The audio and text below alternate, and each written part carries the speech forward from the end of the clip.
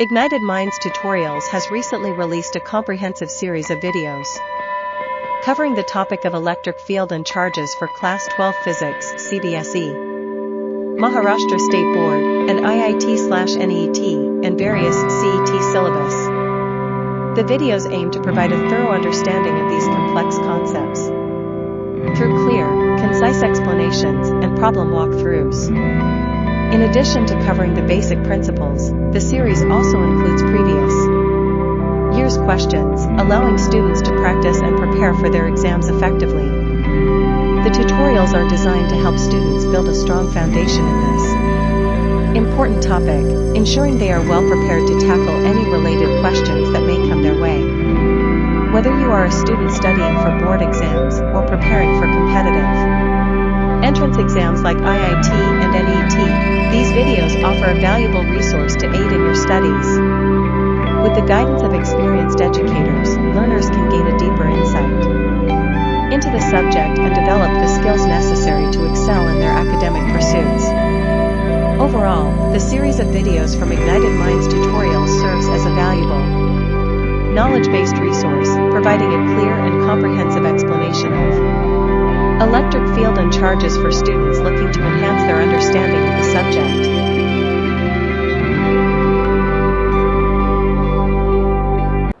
चलिए भाई साहब, ये वाला सवाल करना है। नीट का सवाल है ये, देखो। Two parallel infinite line charges हैं ये, ठीक है। इसको बंद करते हैं क्या भाई, प्लीज। दरवाजा कर। तुम लोग जा सकते हो। 7:30 तक केमिस्ट्री था। तो मैंने उन लोगों को कैसे आगे भेज दिया?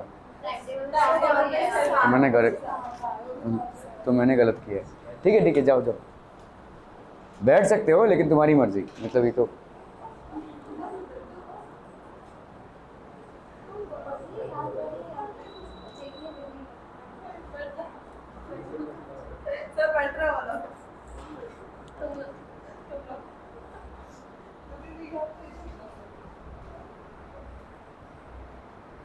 बैठ रहे हो कि जा रहे हो? क्या जल्दी करो, जो भी करना है। School okay. चलिए भाई साहब, यहाँ पे है, देखो आपका two parallel infinite line charges with linear charge densities. इसका भाई साहब प्लस लैम्डा है और इसका है minus lambda, are placed at a distance of 2r। दोनों के बीच में डिस्टेंस कितने का है भाई साहब? 2r, ठीक है। What is the electric field Midway between the two line charges? तो मिडवे में कितना इलेक्ट्रिक फील्ड होगा?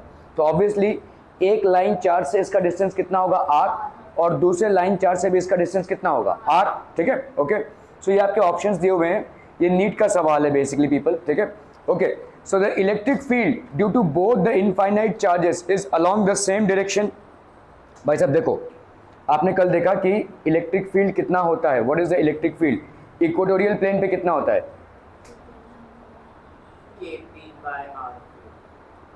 नहीं, electric field due to a linear charge density, एक लीनियर चार्ज के मिडिल में कितना होगा?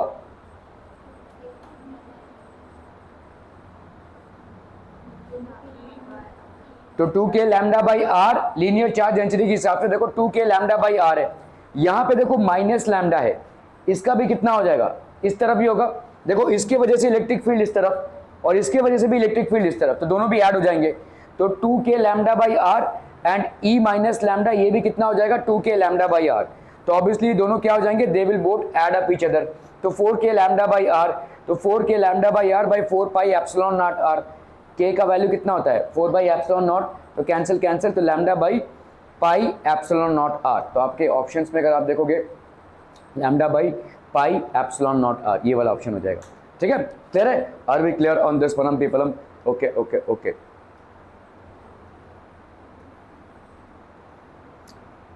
ओके, अभी हम देखेंगे भाई साहब motion of a charge particle. अगर आप किसी चार्ज पार्टिकल को किसी इलेक्ट्रिक फील्ड में मूव कर रहे हो तो consider a uniform electric field. आपका भाई साहब ये इलेक्ट्रिक फील्ड है, एक यूनिफॉर्म इलेक्ट्रिक फील्ड है इन अ स्पेस, ठीक है। ये आप एक ग्रेविटी को हम कंसीडर नहीं कर रहे हैं, ग्रेविटी फ्री स्पेस है। Consider that two charges plus Q and minus Q, यहाँ पे प्लस क्यू और minus Q R placed in the electric field. Okay, electric field कहाँ से कहाँ तक है? इधर। हमेशा याद रखना इलेक्ट्रिक फील्ड का डायरेक्शन कहां से कहां तक होता है? पॉजिटिव से नेगेटिव की तरफ। तो ये जो प्लस क्यू वाला चार्ज है, इस पे किस तरफ का फोर्स लगेगा? देखो ये पॉजिटिव है तो ये इसको रिपेल करेगा, नेगेटिव की तरफ ये खींचेगा। ये वाला नेगेटिव चार्ज है तो ये प्लस है तो इसको इस तरफ चार्ज फोर्स लगेगा, ठीक है। Okay, are place in the electric field, the positively charge particle will experience an electrostatic force in the direction of the electric field and the negatively charge particle will experience a force in the direction opposite to electric field, ठीक है। Okay, so the magnitude of the electrostatic force कितना हो जाएगा भाई साहब, F is equal to QE। तो electrostatic force का magnitude क्या हो जाएगा, QE। ओके, अभी आप देखो भाई साहब यहाँ पे लेट्स से आपका चार्जेस है, ठीक है, यहाँ पे आपके ये चार्जेस हैं और ये भाई साहब नेगेटिव चार्जेस हैं, ठीक है, लेट्स से, ठीक है। Okay, so when you are placing it here to create a uniform electric field, let us take two oppositely charge plates. हम यहाँ पे पहले बात तो एक यूनिफॉर्म इलेक्ट्रिक फील्ड को क्रिएट कर रहे हैं। यूनिफॉर्म इलेक्ट्रिक फील्ड को क्रिएट करने के लिए आपको क्या करना पड़ेगा, एक आपने पॉजिटिव चार्ज का प्लेट लिया है और इक्वली नेगेटिव चार्ज का प्लेट लिया है, तो इलेक्ट्रिक फील्ड कहाँ से कहाँ तरफ होगा, पॉजिटिव से नेगेटिव की तरफ। ओके, अगर आपने यहाँ पे एक नेगेटिवली चार्ज पार्टिकल को मूव करवाया, लेट्स से इसका चार्ज Q है और इसका मास M है, तो how will it move, it will move in this direction. क्या ये समझ में आ रहा है, इलेक्ट्रिक फील्ड के ऑपोजिट डायरेक्शन में। समझ लो ये वेलोसिटी है इसकी, देखो अभी भाई साहब समझो कि यहाँ पे इसकी वेलोसिटी है, ये वेलोसिटी किस डायरेक्शन में है, स्ट्रेट डायरेक्शन में है, लेकिन इसको पुश किधर मिल रहा है, उधर। तो ये भाई साहब कैसे जाएगा यहाँ तक, जैसे आपने पढ़ा होगा ना कि समझ लो ये एक भाई साहब लेट्स से आपका है भाई साहब यहाँ पे ये सवाल आपने किया होगा, देखो यहाँ पे है, अरे आओ ना भाई साहब। सो लेट्स से ये एक आपका रिवर है और रिवर जो है इस डायरेक्शन में जा रहा है, ठीक है। अभी एक इंसान जो है तो इसको कब यहाँ पे जा रहा है, तो इसमें क्या हो जाएगा, एक इंसान को इधर से यहाँ तक पहुँचना है, but he will not be able to reach, he will be reaching somewhere here because of the push, ठीक है। सेम थिंग यहाँ पे हो रही है, देखो ये आपका वेलोसिटी इस डायरेक्शन में था, लेकिन ये अपने वेलोसिटी को इस डायरेक्शन में मेंटेन नहीं कर पाएगा क्योंकि there is a push that it is experiencing and this pushes towards this. ये आपका एक नेगेटिव चार्ज है जिसको आपने एक वेलोसिटी से इसमें डाला हुआ है। Let's say V not is basically in the direction perpendicular to the electric field's direction. Now what is going to happen here is when it is trying to move here there will be a push that will be experienced। तो आप देखो यहाँ पे force, देखो आपने equations of motion पढ़े हैं right, V is equal to u plus a t, फिर आपने पढ़ा है भाई साहब V square is equal to u square plus 2as, S is equal to u t plus half a t square. These are things that you have studied already. Now what we are talking about here is velocity which is in this direction, however acceleration is in which direction, acceleration भाई साहब इस direction में है, ठीक है।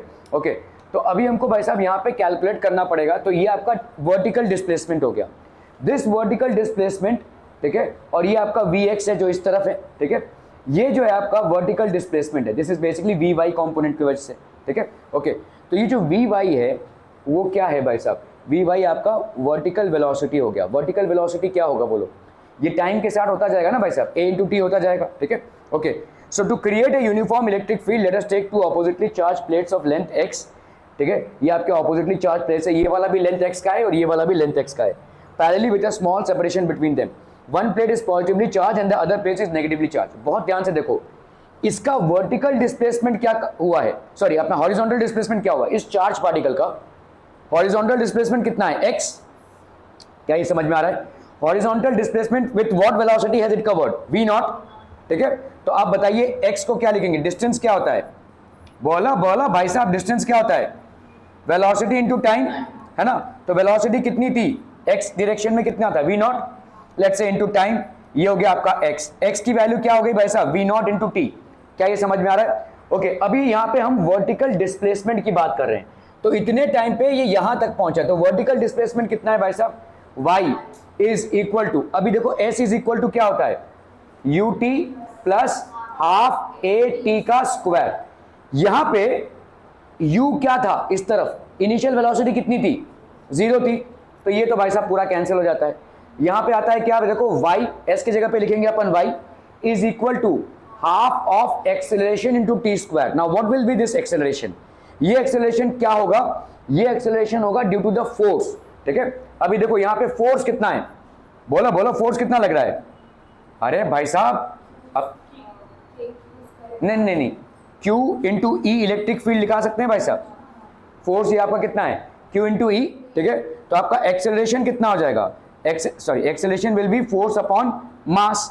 That will be q E by m. यहाँ पे देखो मास दिया हुआ है, ठीक है, मास दिया हुआ है, तो क्यू ई बाई एम। तो आप यहाँ पे क्या लिख सकते हैं, y is equal to half into q E by m into t का स्क्वायर, ये हो जाएगा आपका y। क्लियर है, समझ में आ रहा है ये? ओके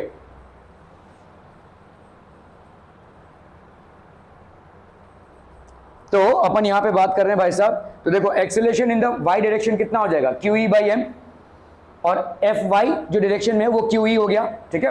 ओके तो नेट एक्सेलरेशन कितना होगा, क्योंकि ये तो कांस्टेंट वेलोसिटी से जा रहा है, यहां पे net acceleration due to this भी ए वाई होगा, क्यू ई बाई एम, ठीक है। तो अभी देखो अलोंग दी एक्स एक्सिस आपका जो मोशन है उसमें आपका यू एक्स कितना है, इनिशियल वेलोसिटी वी नॉट है, और s कितना है आपका x है, तो आप यहां पे क्या लिख सकते हो, s इज इक्वल टू, तो x is equal to v naught into t लिख सकते हो, जो मैंने बताया आपको। ओके तो यहां पे t की वैल्यू कितनी हो गई, x बाई वी नॉट। क्या ये समझ में आ रहा है भाई साहब? ठीक है ओके अभी हम बात कर रहे हैं y डायरेक्शन की।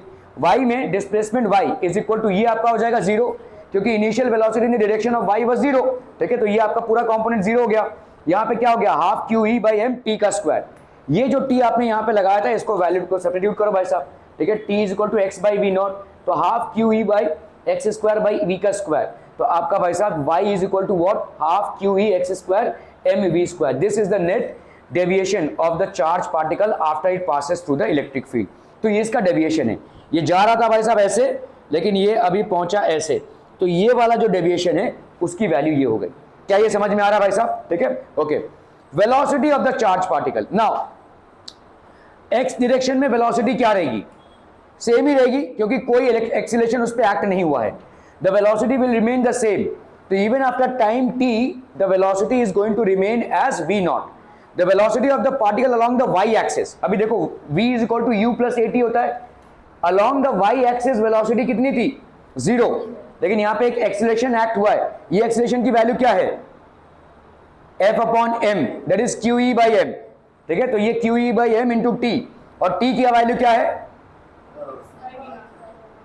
x is equal to v naught into t, तो t कितना हो जाएगा, x बाई वी नॉट।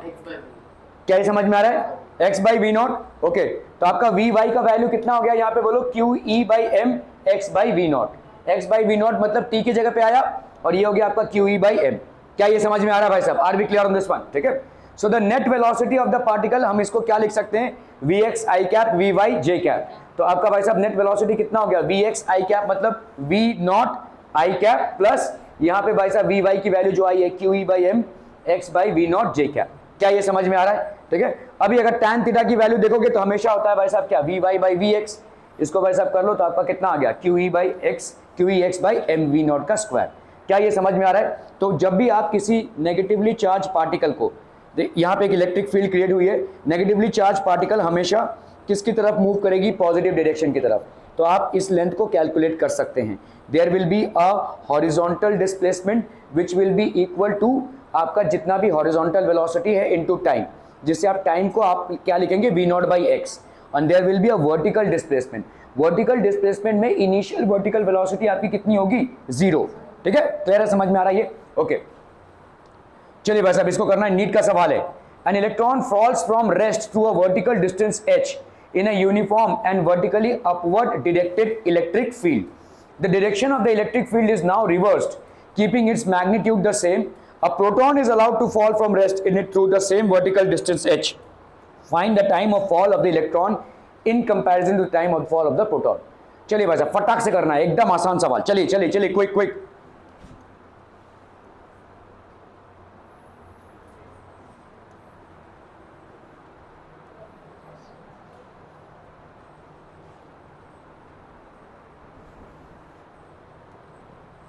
तो देखो यहाँ पे क्या दिया हुआ है, an electron falls from rest to a vertical distance. तो लेट्स से आपका यहाँ पे है वर्टिकल डिस्टेंस, ये है आपका एक इलेक्ट्रिक फील्ड क्रिएट की गई है यहाँ पे, ठीक है।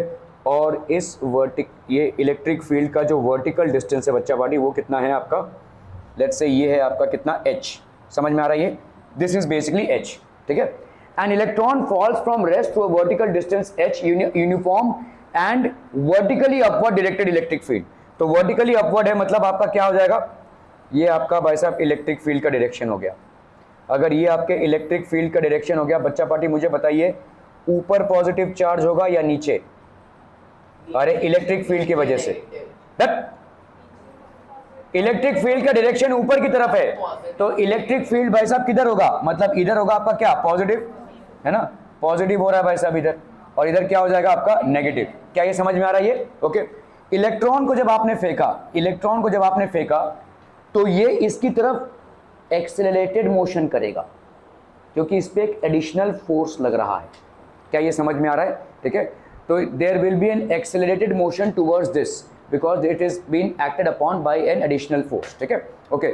So when an electron falls from rest to a vertical, तो आप बताइए भाई साहब थ्रू अ डिस्टेंस h, आपको यहाँ पे क्या करना है, find the time of fall of the electron in comparison. तो आपका भाई साहब यहाँ पे टाइम कितना हो जाएगा, वर्टिकल डिस्टेंस, ठीक है, टाइम क्या हो जाएगा बोलो भाई साहब, आपका इनिशियल वेलोसिटी, अभी हम इलेक्ट्रॉन की बात कर रहे हैं, कितना होगा, 0, ठीक है, okay. Let's say time taken t है, आपका डिस्टेंस है h, ठीक है, h is equal to u t plus half a t square होता है भाई साहब, ठीक है, s इज इक्वल टू क्या होता है, you t plus half a t square. यहाँ पे भाई साहब u की वैल्यू 0 है, फ्रॉम रेस्ट है, देखो फ्रॉम रेस्ट, ठीक है, तो s की वैल्यू क्या हो जाएगी बोलो, हाफ ए टी का स्क्वायर, तो s की वैल्यू हो गई h, ये हो गया हाफ, a की वैल्यू कितनी होगी बोलो, हाँ क्यू ई बाई एम है ना भाई साहब, मतलब यहाँ पे आपका a का वैल्यू होगा फोर्स बाई m, तो आपका फोर्स कितना हो गया, क्यू ई बाई एम, ये मास ऑफ इलेक्ट्रॉन है, ठीक है, तो ये हो गया आपका q E by m e t का स्क्वायर, ये हो गया h का वैल्यू, ठीक है, half Q E by m e t का स्क्वायर। क्लियर है? Are we clear on this one people? हम ठीक है, ये हो गया h का वैल्यू। अब बताइए मुझे पॉजिटिव अगर समझ, तो ये हो गया आपका h, अभी हम t को वैल्यू अगर निकालेंगे तो t ऑफ इलेक्ट्रॉन का स्क्वायर, ये दोनों को कंपेयर करना है ना आपको, तो कितना हो जाएगा बोलो, 2h बाई ये 2h m e upon Q E, समझ में आता हम कि नहीं? ठीक है, क्लियर है? तो आपका भाई साहब t of electron will be equal to how much, 2h m e by q e. Are we clear on this one people? हम ठीक है, okay. Now a proton is allowed to fall from rest to the same vertical distance h। तो अभी बता, proton अगर fall कर रहा हो, ठीक है, अभी डायरेक्शन ऑफ इलेक्ट्रिक फील्ड हमने चेंज कर दिया है, ठीक है, electron falls from rest, okay, now the direction of the electric field is now reversed. तो क्या कर दिया भाई साहब हमने, क्या कर दिया, अरे बाबा ये माइनस कर दिया और इसको कर दिया भाई साहब क्या, प्लस। अभी हम क्या फेंक रहे हैं भाई साहब, प्रोटॉन, ठीक है, क्लियर है? अगर प्रोटॉन को फेंक रहे हैं तो भाई साहब ये किसकी तरफ एक्सीलरेट होगा, नीचे की तरफ एक्सीलरेट होगा। एक चीज यहां पे जो आप नेग्लेक्ट कर रहे हैं वो है एक्सेलरेशन ड्यू टू ग्रेविटी। क्यों नेग्लेक्ट कर रहे हैं, क्यों नेग्लेक्ट कर रहे हैं एक्सेलरेशन ड्यू टू ग्रेविटी को, क्यों नेग्लेक्ट कर रहे हैं भाई साहब? एमजी भी तो करना, नहीं इलेक्ट्रिक फील्ड से नहीं, क्योंकि आपके जो मासेस होते हैं प्रोटॉन और इलेक्ट्रॉन के वो बहुत कम होते हैं, इसीलिए हम एक्सेलरेशन ड्यू टू ग्रेविटी को उनके हिसाब से, मतलब उसके वेट को नेग्लेक्ट कर रहे हैं। अभी आप देखो, एक समझो, अरे समझो तो सही, एक इलेक्ट्रॉन का मास कितना होता है, 1.66 इंटू 10 रेज, सॉरी ये एक प्रोटॉन का मास हो गया, एक इलेक्ट्रॉन का मास कितना होता है भाई साहब, इतना। अभी इसको तुम अगर 10 से मल्टीप्लाई भी कर दो तो क्या ही कर लोगे भाई साहब, 27 है वो, क्या मैग्नीट्यूड होगा इसका। इसीलिए हम इसको नेग्लेक्ट कर रहे हैं, मतलब वेट ऑफ प्रोटॉन या वेट ऑफ इलेक्ट्रॉन को नेग्लेक्ट कर रहे हैं, ग्रेविटेशनल फोर्स के इंपैक्ट को यहाँ पे नेग्लेक्ट कर रहे हैं। समझ में आ रहा है ये? ओके। तो भाई साहब जब ये गिर रहा है तो आपका भाई साहब यहाँ पे क्या हो जाएगा, वही सेम चीज लगेगी इस पे भी, लेकिन मास ऑफ प्रोटॉन हो जाएगा, ठीक है, सेम चीज हो रहा है। तो अपन यहाँ पे अगर विदाउट कैलकुलेशन करना चाहें, इसको क्या लिखेंगे, टाइम टेकन बाय प्रोटॉन कितना हो जाएगा,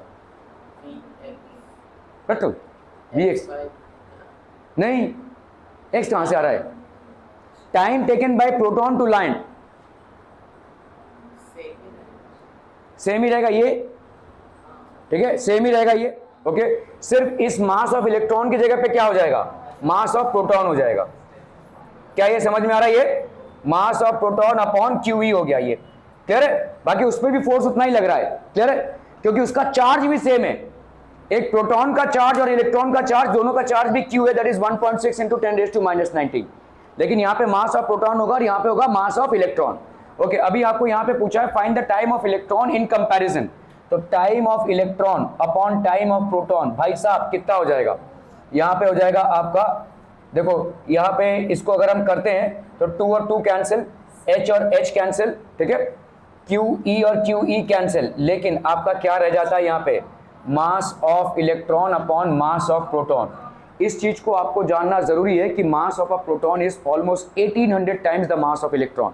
ठीक है, mass of a proton is almost 1800 times the mass of an electron. तो अगर इसको अपन डिवाइड करेंगे तो कितना आ जाएगा बोलो, 1/1800 आ जाएगा भाई साहब ये। ठीक है, तो आपका टी ई और ये हो गया भाई साहब टी पी, कितना होगा ये, यहाँ पे हो जाएगा आपका 9 × 100 × 2 है ना। तो ये 9 का निकल गया भाई साहब 3 और इसका निकल गया भाई साहब 10 और इसका कितना होगा 1.41 है ना। तो अगर आप देखोगे यहाँ पे time taken by electron upon time taken by proton will be approximately what 3, मतलब आप समझ लो भाई साहब कितना हो जाएगा ये, 3 × 1.41 करोगे तो कितना आ गया ये देखो, 3 1 = 3, 4 3 = 12, 3 1 = 3, 1 4, अप्रॉक्सीमेटली 4.23, 42 टाइम्स ना। तो ये हो गया आपका 42 अप्रॉक्सीमेटली। तो time taken by electron into 42 is equal to time taken by proton. ये तो कोई आंसर ही नहीं है भाई साहब, स्मॉलर क्या है भाई साहब, टाइम टेकन बाय, अरे इक्वल कैसे होगा, मास ऑफ इलेक्ट्रॉन और मास ऑफ प्रोटॉन है ना, दोनों में डिफरेंस है ना। So the fall of electron in comparison, तो आपका भाई साहब इलेक्ट्रॉन का टाइम कम लग रहा है ना, स्मॉलर। भाई साहब इलेक्ट्रॉन को टाइम टेकन बाय इलेक्ट्रॉन को 42 टाइम से मल्टीप्लाई करेंगे तो टाइम टेकन बाय प्रोटॉन आएगा। तो यहाँ पे time of fall of electron in comparison तो फाइनल इज स्मॉलर। भाई साहब ये हो जाएगा, क्लियर है, समझ में आ रहा है ये, are we clear on this one people? Okay okay okay, शायद यही है आंसर, देख लेते हैं भाई साहब फिर भी। ठीक है, एक्सेलरेशन देखो यहाँ पे आ गया है, देखो टाइम टेकन बाय इलेक्ट्रॉन कितना है 2hme/qe है। ठीक है, और यहाँ पे टाइम टेकन बाय प्रोटॉन कितना हो जाएगा 2hmp/qe। दोनों का QE सेम होगा क्योंकि दोनों का चार्ज सेम है, और इलेक्ट्रिक फील्ड को आपने प्रोटॉन को फेंकने से पहले रिवर्स कर दिया था, तो अभी प्रोटॉन भी भाई साहब उतनी इलेक्ट्रिसिटी से जाएगा। तो आपको मालूम है भाई साहब mass of proton is greater then mass of electron, so therefore time of fall of electron is less than time of fall of proton. Actually में उतना भी कैलकुलेशन करने की जरूरत नहीं है, हालांकि ये जानना जरूरी है कि mass of proton is approximately 1800 times the mass of electron. ठीक है, क्या ये सवाल समझ में आ रहा है भाई साहब, are we clear on this one? Okay, बहुत बढ़िया भाई साहब, आप लोग बहुत सही जा रहे हैं, जाइए भाई साहब जीवन में यश कीजिए। ओके, चलिए भाई साहब स्टार्ट करते हैं फिजिक्स में। देखो फिजिक्स में अपन ने अभी तक क्या क्या पढ़ लिया है, what is it that we have studied till now. राशि उसी कुछ नहीं होता भाई साहब,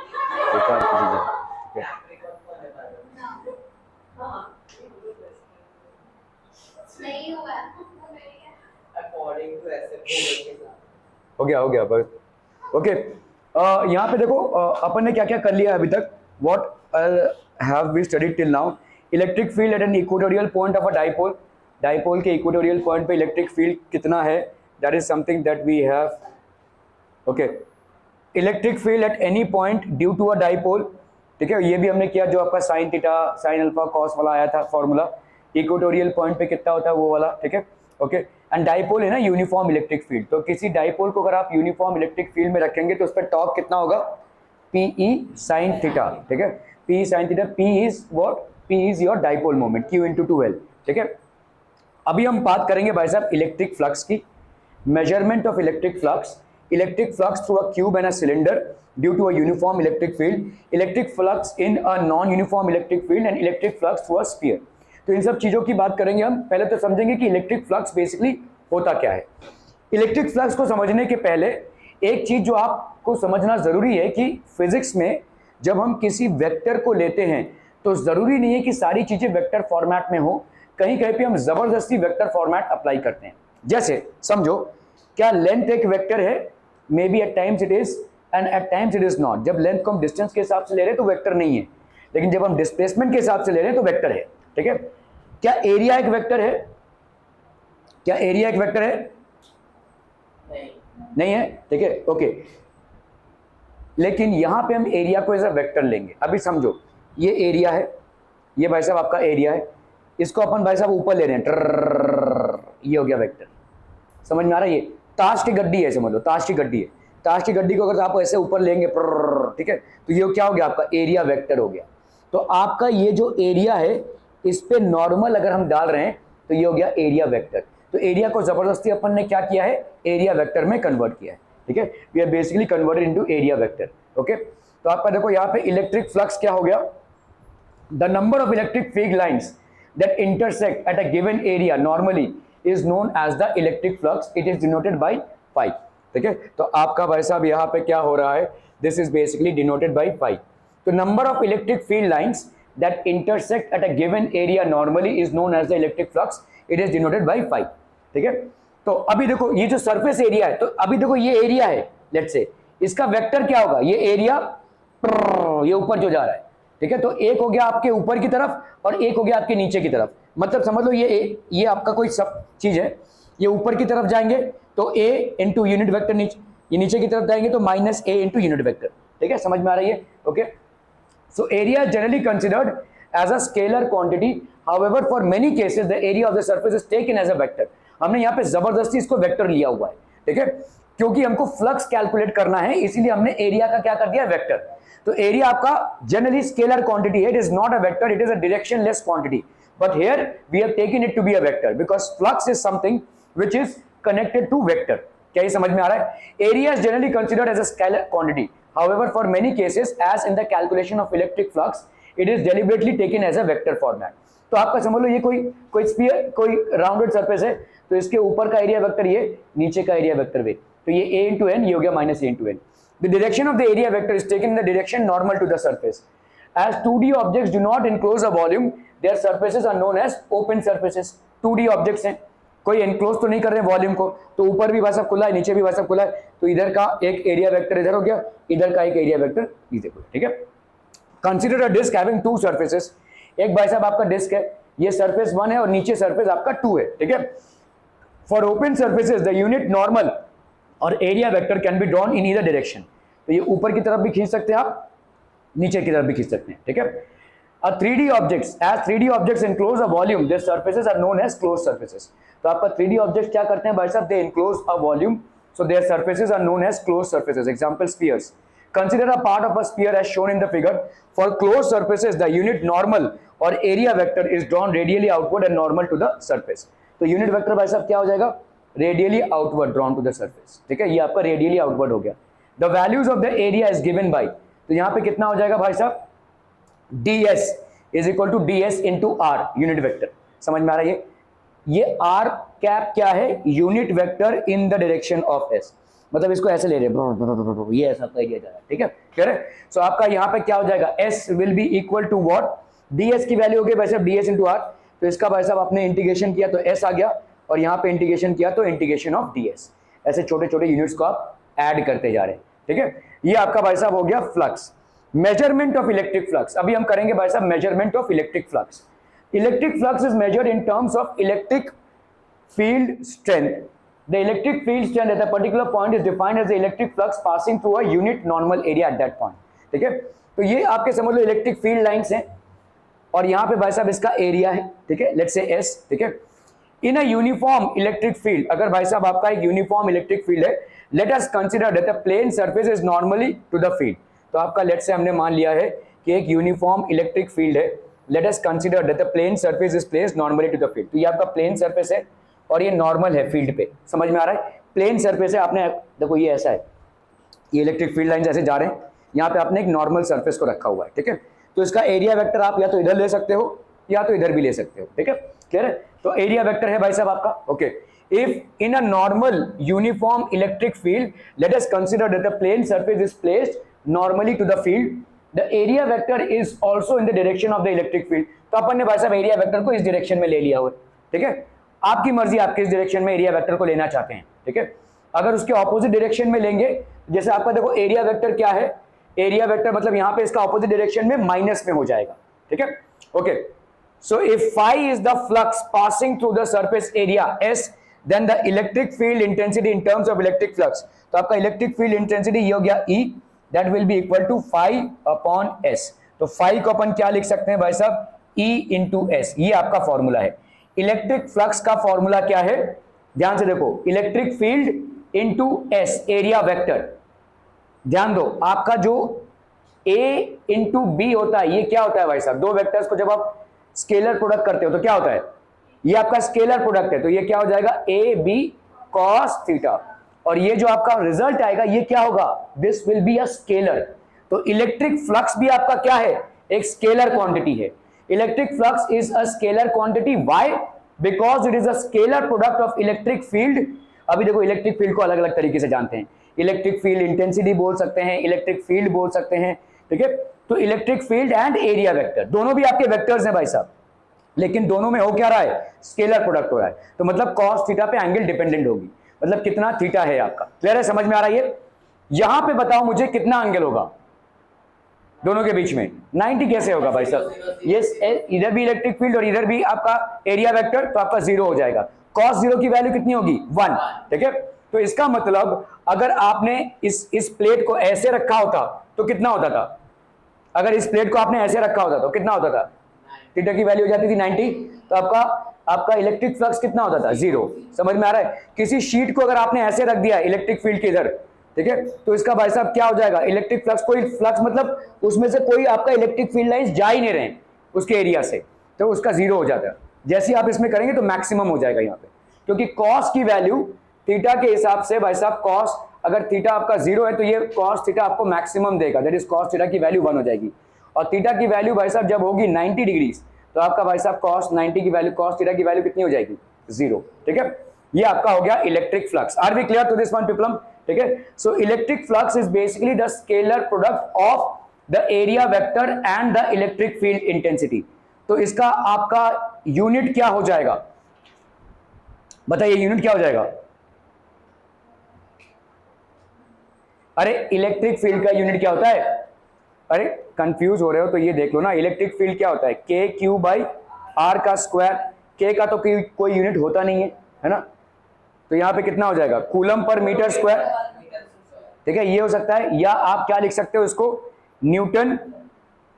बोलिए भाई साहब, आप देखो ना फोर्स क्या होता है, ई इंटू क्यू होता है कि नहीं, फोर्स होता है आपका ई क्यू, तो आपका भाई साहब ई का वैल्यू क्या हो जाएगा, force upon Q, that is newton per coulomb, ठीक है, newton per coulomb, coulomb per metre square या newton per coulomb, these are basically the units of electric field. तो आपका भाई साहब यहाँ पे कूलम पर मीटर स्क्वायर अगर अपन ने लिया, और इधर इसका कितना है, इसका कितना है बोलो, इसका कितना यूनिट होगा, एरिया वेक्टर है तो मीटर स्क्वायर ही होगा, तो कूलम पर मीटर स्क्वायर लिया आपने, तो इसका आंसर कितना आ जाएगा भाई साहब, कूलम, ठीक है। Okay okay, so this is basically the area, electric flux. Now if the plane surface is placed in the uniform electric field at some angle s, आपने भाई साहब कोई angle s, angle theta with the electric field, then the area vector। तो अभी देखो इस चीज को देखो, यहाँ पे पहले ऐसे था ना, ठीक है, तो अभी एरिया वेक्टर कैसा है, ऐसे जैसे ताश के पत्तों को आप ऐसा खोल रहे हैं, तो एरिया वेक्टर क्या है, आपके इलेक्ट्रिक फील्ड के क्या है, पैरेलल है। अभी अगर आपने इसको ऐसे रखा तो एरिया वेक्टर कैसे जा रहा है, ऐसे जा रहा है, ठीक है, और इलेक्ट्रिक फील्ड कैसा है भाई साहब, ऐसे है। तो एरिया, ये आपका इलेक्ट्रिक फील्ड हो गया और ये आपका area vector. Area vector will always be perpendicular to the surface, समझ में आ रहा है। आपने ऐसे रखा है तो ये एरिया वेक्टर हो गया, आपने ऐसे रखा है तो ये एरिया वेक्टर हो गया, आपने भाई साहब ऐसे रखा है तो ये एरिया वेक्टर हो गया। तो area vector is always going to be perpendicular to the surface in question, ठीक है। नाउ यहां पे आपका भाई साहब इलेक्ट्रिक फील्ड इधर और ये हो गया आपका एरिया वेक्टर इधर। अगर समझ लो भाई साहब आपके परपेंडिकुलर, मतलब आपके वर्टिकल लाइन से ये थीटा एंगल बना रहा है, ध्यान से देखना, अगर आपके वर्टिकल लाइन से भाई साहब ये थीटा एंगल बना रहा है,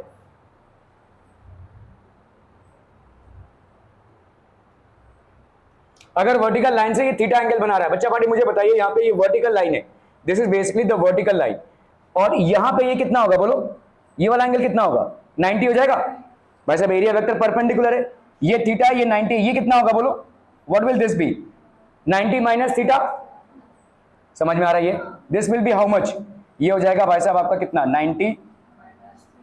90 माइनस थीटा हो जाएगा, तो ये वाला एंगल कितना हो जाएगा भाई साहब बताइए, ये वाला एंगल देखो, ये वाला angle how much will this angle be, गड़बड़ हो गया, कहाँ इसका इरेजर है, नहीं है, ओके चलिए। तो यहां पे भाई साहब आपका देखो, ये आपका ये वाला एंगल अगर थीटा है तो ये वाला एंगल थीटा कैसे होगा बताइए, कैसे होगा, देखो देखो देखो, ये वाला एंगल ध्यान से देखो, ये वाला एंगल कितना हो जाएगा भाई साहब 90, है ना, ये थीटा है भाई साहब आपका, ठीक है। कौन सा 90 माइनस थीटा होगा? ये वाला कितना है? 90 है, ये वाला 90 है, और ये वाला कितना है? ये वाला भी 90 है। ये वाला कितना है? थीटा है। ये वाला, अगर मैं इस ट्राइंगल को देखूंगा तो देखो ये वाला ट्राइंगल को, ये वाला कितना हो जाएगा? ये आपका 90 माइनस थीटा हो जाएगा। This angle will be how much? 90 minus theta. कौन सा? डॉटेड लाइन, ये वाला, इधर वाला, ये कितना 90 माइनस थीटा क्यों होगा?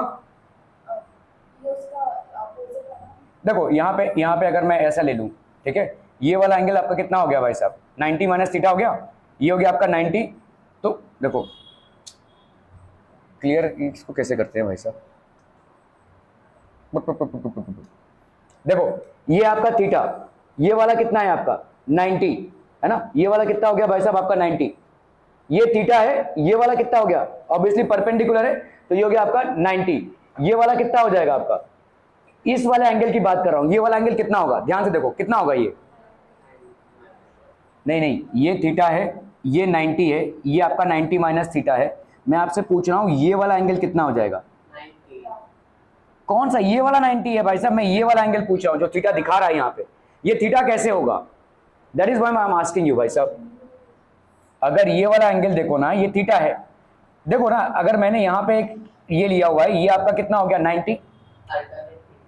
नहीं, अल्टरनेट इंटीरियर नहीं, यहाँ पे आपका थीटा है भाई साहब, ये हो गया आपका 90, ठीक है। तो ये वाला एंगल कितना हो जाएगा इस ट्राइंगल में? बताओ, ये 90 माइनस थीटा होगा, ये वाला एंगल 90 माइनस थीटा होगा, ये 90 माइनस थीटा। तो ये स्ट्रेट लाइन है, ये वाला कितना हो जाएगा बोलो? नहीं, इसमें से नहीं आएगा भाई साहब 90 माइनस थीटा। एक मिनट, हाँ,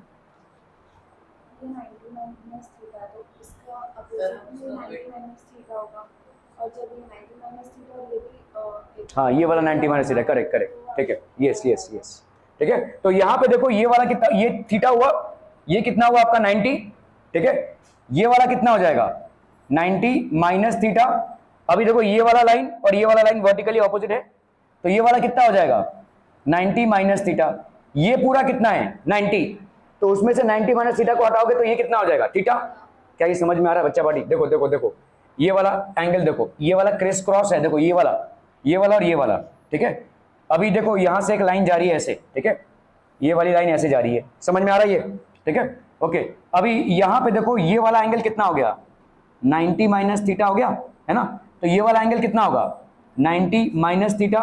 अभी यहां से अगर एक लाइन जा रही है जिसका वैल्यू ये हो गया 90, जिसमें ये 90 माइनस थीटा है और ये आपका 90 है, तो ये वाला कितना हो जाएगा? 90 minus theta, that will be how much? Theta. तो ये वाला एंगल हो जाएगा आपका थीटा। समझ में आ रहा है? नहीं भाई साहब नहीं समझ में आ रहा तो पूछ लीजिए। देखो ये थीटा है, तो आपका भाई साहब यहाँ पे ये कितना हो जाएगा? 90। आर वी क्लियर भाई साहब? ये देखो ना, ये तो परपेंडिकुलर है ना यहाँ पे, तो ये अगर थीटा है तो ये हो गया 90। ये वाला एंगल कितना हो जाएगा? This angle will be how much? 90 minus theta. क्या ये समझ में आ रहा है? ओके। ये वाला लाइन और ये वाला लाइन वर्टिकली ऑपोजिट एंगल्स हैं, देखो ध्यान से, ये वाला लाइन और ये वाला लाइन, तो ये अगर 90 माइनस थीटा है तो ये वाला भी कितना हो जाएगा? 90 माइनस थीटा। अभी ये वाला क्या है आपका? परपेंडिकुलर है। ये वाला आपका क्या है? परपेंडिकुलर है, 90 है। तो इस परपेंडिकुलर में अगर ये वाला एंगल आपका 90 माइनस थीटा हो गया, इतना पार्ट, तो ये वाला कितना हो जाएगा भाई साहब? ऑब्वियसली थीटा हो जाएगा, ठीक है। अगर मैं इसके साथ यहाँ पे ड्रॉ करूं, देखो इसके साथ ही एक पैरेलल लाइन ड्रॉ कर दूं अगर मैं, ठीक है, तो ये वाला भाई साहब आपका कितना, ये वाला एंगल कितना आया है आपका? ये वाला अगर 90 माइनस थीटा है तो ये वाला कितना होगा? 90 माइनस थीटा। तो ऑब्वियसली ये वाला कितना हो जाएगा? थीटा। इसको आगे अगर लेकर जाओगे तो ये दोनों पैरेलल लाइंस हैं, तो ये वाला एंगल कितना हो जाएगा? This angle will be theta, ठीक है। तो ये वाला एंगल भाई साहब आपका हो गया theta. Are we clear on this one? How is it theta? Okay. अभी यहां पे देखो ये वाला हो गया भाई साहब आपका थीटा, तो और ये हो गया एस। तो एस का भाई साहब अगर मैं यहां पे निकालू एरिया वेक्टर, ये एरिया वेक्टर है भाई साहब, ठीक है। तो एरिया वेक्टर इधर कितना हो जाएगा बोलो? एस कॉस थीटा, है ना, एस कॉस थीटा हो गया। और एरिया वेक्टर इधर वाला कितना हो जाएगा? देखो ये हो गया एस कॉस थीटा, और ये वाला हो जाएगा भाई साहब क्या? S sine theta. समझ में आता हूं पीपलम? ठीक है। The component of the area S sine theta, ये आपका S sine theta is parallel to the electric field. ये कैसे हो गया भाई साहब? S cos theta is parallel to the electric field.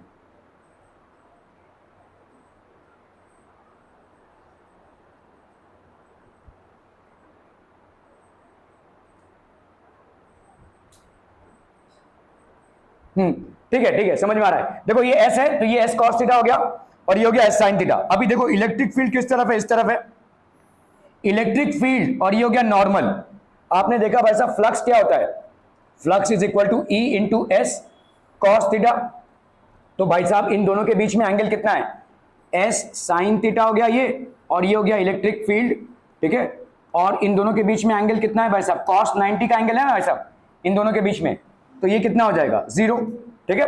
अभी हम आते हैं इसमें, देखो तो ये हो गया electric flux is equal to electric field intensity E, ठीक है, इनटू आपका क्या हो गया S cos थीटा, ठीक है, S cos थीटा हो गया ये इधर वाला, इनटू दोनों के बीच में एंगल कितने का है भाई साहब, इनके बीच में एंगल कितने का भाई साहब, थीटा का एंगल है भाई साहब, तो ये S cos थीटा हो गया भाई साहब। क्या ये समझ में आ रहा है? तो आपका भाई साहब फ्लक्स कितना हो गया E into S cos theta, क्योंकि इन दोनों के बीच में एंगल कितने का आ रहा है, थीटा का, ठीक है। तो सिंपल ही हो गया भाई साहब, ठीक है।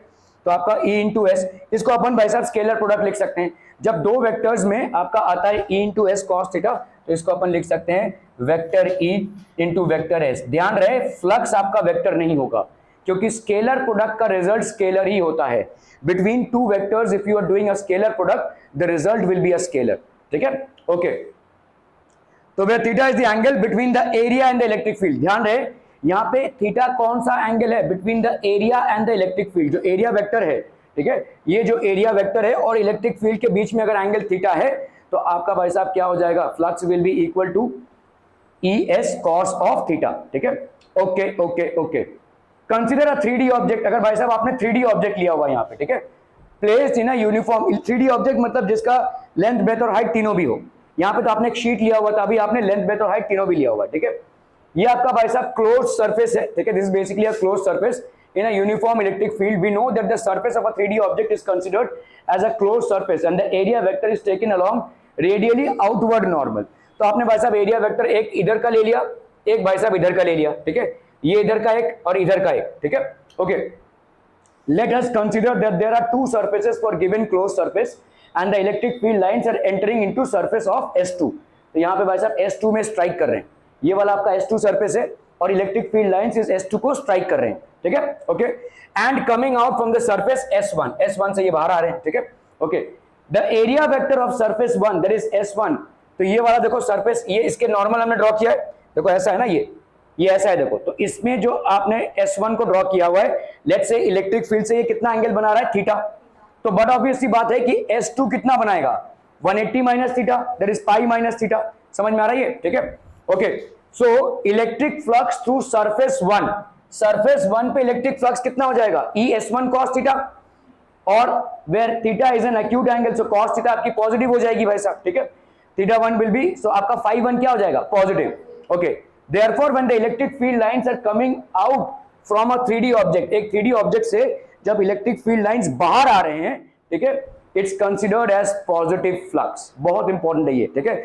So when electric field lines are coming out from a 3D object it will be a positive flux, क्योंकि यहाँ पे जो थीटा एंगल बन रहा है वो अक्यूट है, और 0 से 90 डिग्री में आपका साइन, कॉस और टैन तीनों भी आपका पॉजिटिव होता है, ठीक है। तो यहां पे आपका अक्यूट है तो cos थीटा आपका पॉजिटिव हो जाएगा। Are we clear, okay. अभी now for surface 2, the electric field lines enter into the closed surface and the area vector S2 subtends an angle pi minus theta with the electric field as shown. तो electric field to the surface 2, तो electric field to surface 2 will be how much, S cos pi minus theta. Pi minus theta कितना होता है, cos pi minus theta, cos 180 minus theta कितना होगा, minus cos theta हो जाएगा, ठीक है। तो S2 into cos minus cos theta, pi minus theta is obtuse, तो cos थीटा आपकी नेगेटिव हो गई, तो फाई 2 कितना हो गया, negative. So therefore when electric field lines enter into a 3D object और a close surface it is considered as negative flux, ठीक है। तो आपका भाई साहब लेट्स से ये आपका ओपन सरफेस और ये आपका क्लोज सरफेस है, तो इस तरह से आपका नेगेटिव फ्लक्स हो जाएगा, ठीक है, okay. Area vector for 2D geometry में भाई साहब एरिया वेक्टर क्या हो जाएगा, तो लेट्स से आपने यहाँ पे let us find the area vector of the following surface, a plane surface, क्योंकि एरिया वेक्टर आपका क्लियर होना चाहिए, उसके बाद ही आप फ्लक्स लाइन को प्रॉपर्ली कैलकुलेट कर पाएंगे। ठीक है, okay, let us find the area vector. तो अपन भाई साहब यहां पे क्या निकाल रहे हैं, area vector for the following surfaces. A plane surface is placed in the X Y plane. तो आपका भाई साहब ये एक्स वाई प्लेन है। For this plane surface the area vector will be either along k और minus के। ठीक है, तो आप देखो यहां पे आपने एक्स वाई प्लेन पे एक भाई साहब स्क्वायर को रखा हुआ है। ठीक है, ये समझ लो स्क्वायर है, ये साइड ए है और ये ए है, तो ये एक्स वाई प्लेन पे आपने रखा हुआ है। अभी जो एरिया वेक्टर होगा वो या तो पीछे की तरफ आप लोगे या तो सामने की तरफ लोगे। अगर सामने की तरफ लोगे तो प्लस जेड एक्सिस, पीछे की तरफ लोगे तो माइनस जेड एक्सिस, और जेड एक्सिस में यूनिट वेक्टर क्या होता है, के कैप। ठीक है, तो आपका भाई साहब यहां पे अगर सामने की तरफ आपने लिया तो प्लस के कैप हो जाएगा, पीछे की तरफ अगर आपने एरिया वेक्टर को लिया तो माइनस के कैप हो जाएगा। सिंपल, समझ में आ रहा है ये? ठीक है, so a plane surface is placed in the X Y plane. For this plane surface the area vector will be either along plus K cap और minus K cap as shown in the figure. तो आपका भाई साहब ए का value कितना हो जाएगा, magnitude into unit vector. Magnitude कितना हो गया, एरिया का ही रहेगा ए स्क्वायर, और यूनिट वेक्टर के कैप और ए स्क्वायर माइनस के कैप। क्या ये समझ में आ रहा है, ए square minus K cap. Okay, इस तरह से अपन एरिया वेक्टर्स को देख रहे हैं। अगर आपने भाई साहब एरिया वेक्टर को इधर रखा हुआ है तो मतलब आपने कहां रखा हुआ है, वाई जेड प्लेन पे रखा हुआ है, तो आपका एरिया वेक्टर किस तरफ में रहेगा, या तो इस तरफ या तो इस तरफ। तो क्या हो जाएगा, ए स्क्वायर आई कैप और ए स्क्वायर माइनस आई कैप। क्या ये समझ में आ रहा है? ठीक है, अगर आपने इसमें रखा, अगर आपने भाई साहब रखा एक्स जेड प्लेन में तो आपका एरिया वेक्टर वाई एक्सिस पे रहेगा। वाई एक्सिस पे यूनिट वेक्टर कितना होता है, जेड, जेड कैप। तो area vector will B A square z cap और जे कैप और ए स्क्वायर माइनस ए स्क्वायर। ठीक है, ओके। अगर आपने देखो ऐसा एक एरिया लेते, जैसे अपने भाई साहब एक स्फीयर लिया हुआ है। ठीक है, स्फीयर का एरिया कितना होता है, स्फीयर नहीं, लेट्स से आपने एक डिस्क लिया हुआ है तो पाई ए स्क्वायर। अगर आपने इसको एक्स जेड प्लेन पे रखा है तो एरिया वेक्टर ऊपर या नीचे हो सकता है, तो pi a square z cap और minus pi a square z cap. ठीक है, समझ में आ रहा है ये? Okay, so disc is placed in the X Z plane. तो इस तरह से भाई साहब अपन एरिया वेक्टर्स निकालेंगे।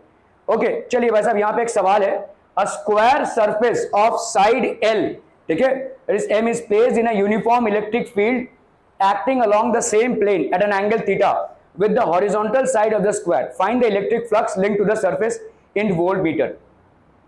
देखो एक स्क्वायर सरफेस है, ठीक है, यहां पे एक स्क्वायर सरफेस है ऑफ साइड L, ठीक है, is placed in a uniform electric field E, volt पर metre acting along the same. अच्छा देखो, इलेक्ट्रिक फील्ड का एक और यूनिट है वोल्ट पर मीटर, ये न्यूटन पर कूलम, ठीक है, कूलम पर मीटर स्क्वायर या वोल्ट पर metre, all these are basically what, units of electric field. ठीक है, वोल्ट पर मीटर है, क्योंकि अपन भाई साहब इलेक्ट्रिक फील्ड को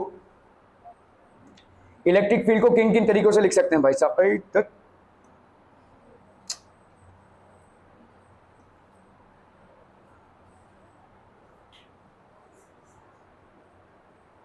देखो इलेक्ट्रिक फील्ड को अपने देखा कि भाई साहब force is equal to E into Q लिख सकते हैं। तो इलेक्ट्रिक फील्ड कितना हो जाएगा भाई साहब, फोर्स अपॉन क्यू, तो न्यूटन पर क्यूलम हो गया इसके हिसाब से। ठीक है, इलेक्ट्रिक फील्ड को आप जब एक्सप्रेस करते हैं के क्यू बाई आर का स्क्वायर, तो इसके हिसाब से भाई साहब कितना हो जाएगा, देखो यहां पे हो जाएगा आपका कूलम पर मीटर स्क्वायर। ठीक है, ओके। इलेक्ट्रिक फील्ड को आप एक्सप्रेस करते हैं वो डीवी बाई डी एक्स, मतलब वी बाई डी आप एक्सप्रेस करते हैं ऐसा। ठीक है, तो ये हो जाएगा आपका वोल्ट पर मीटर।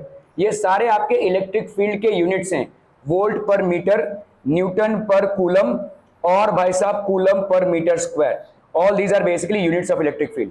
ठीक है, ओके। अ स्क्वायर सरफेस, तो यहां पे आपने बेसिकली देखो एक स्क्वायर सरफेस को रखा हुआ है। So in this case let us consider square surface to be in X Y plane.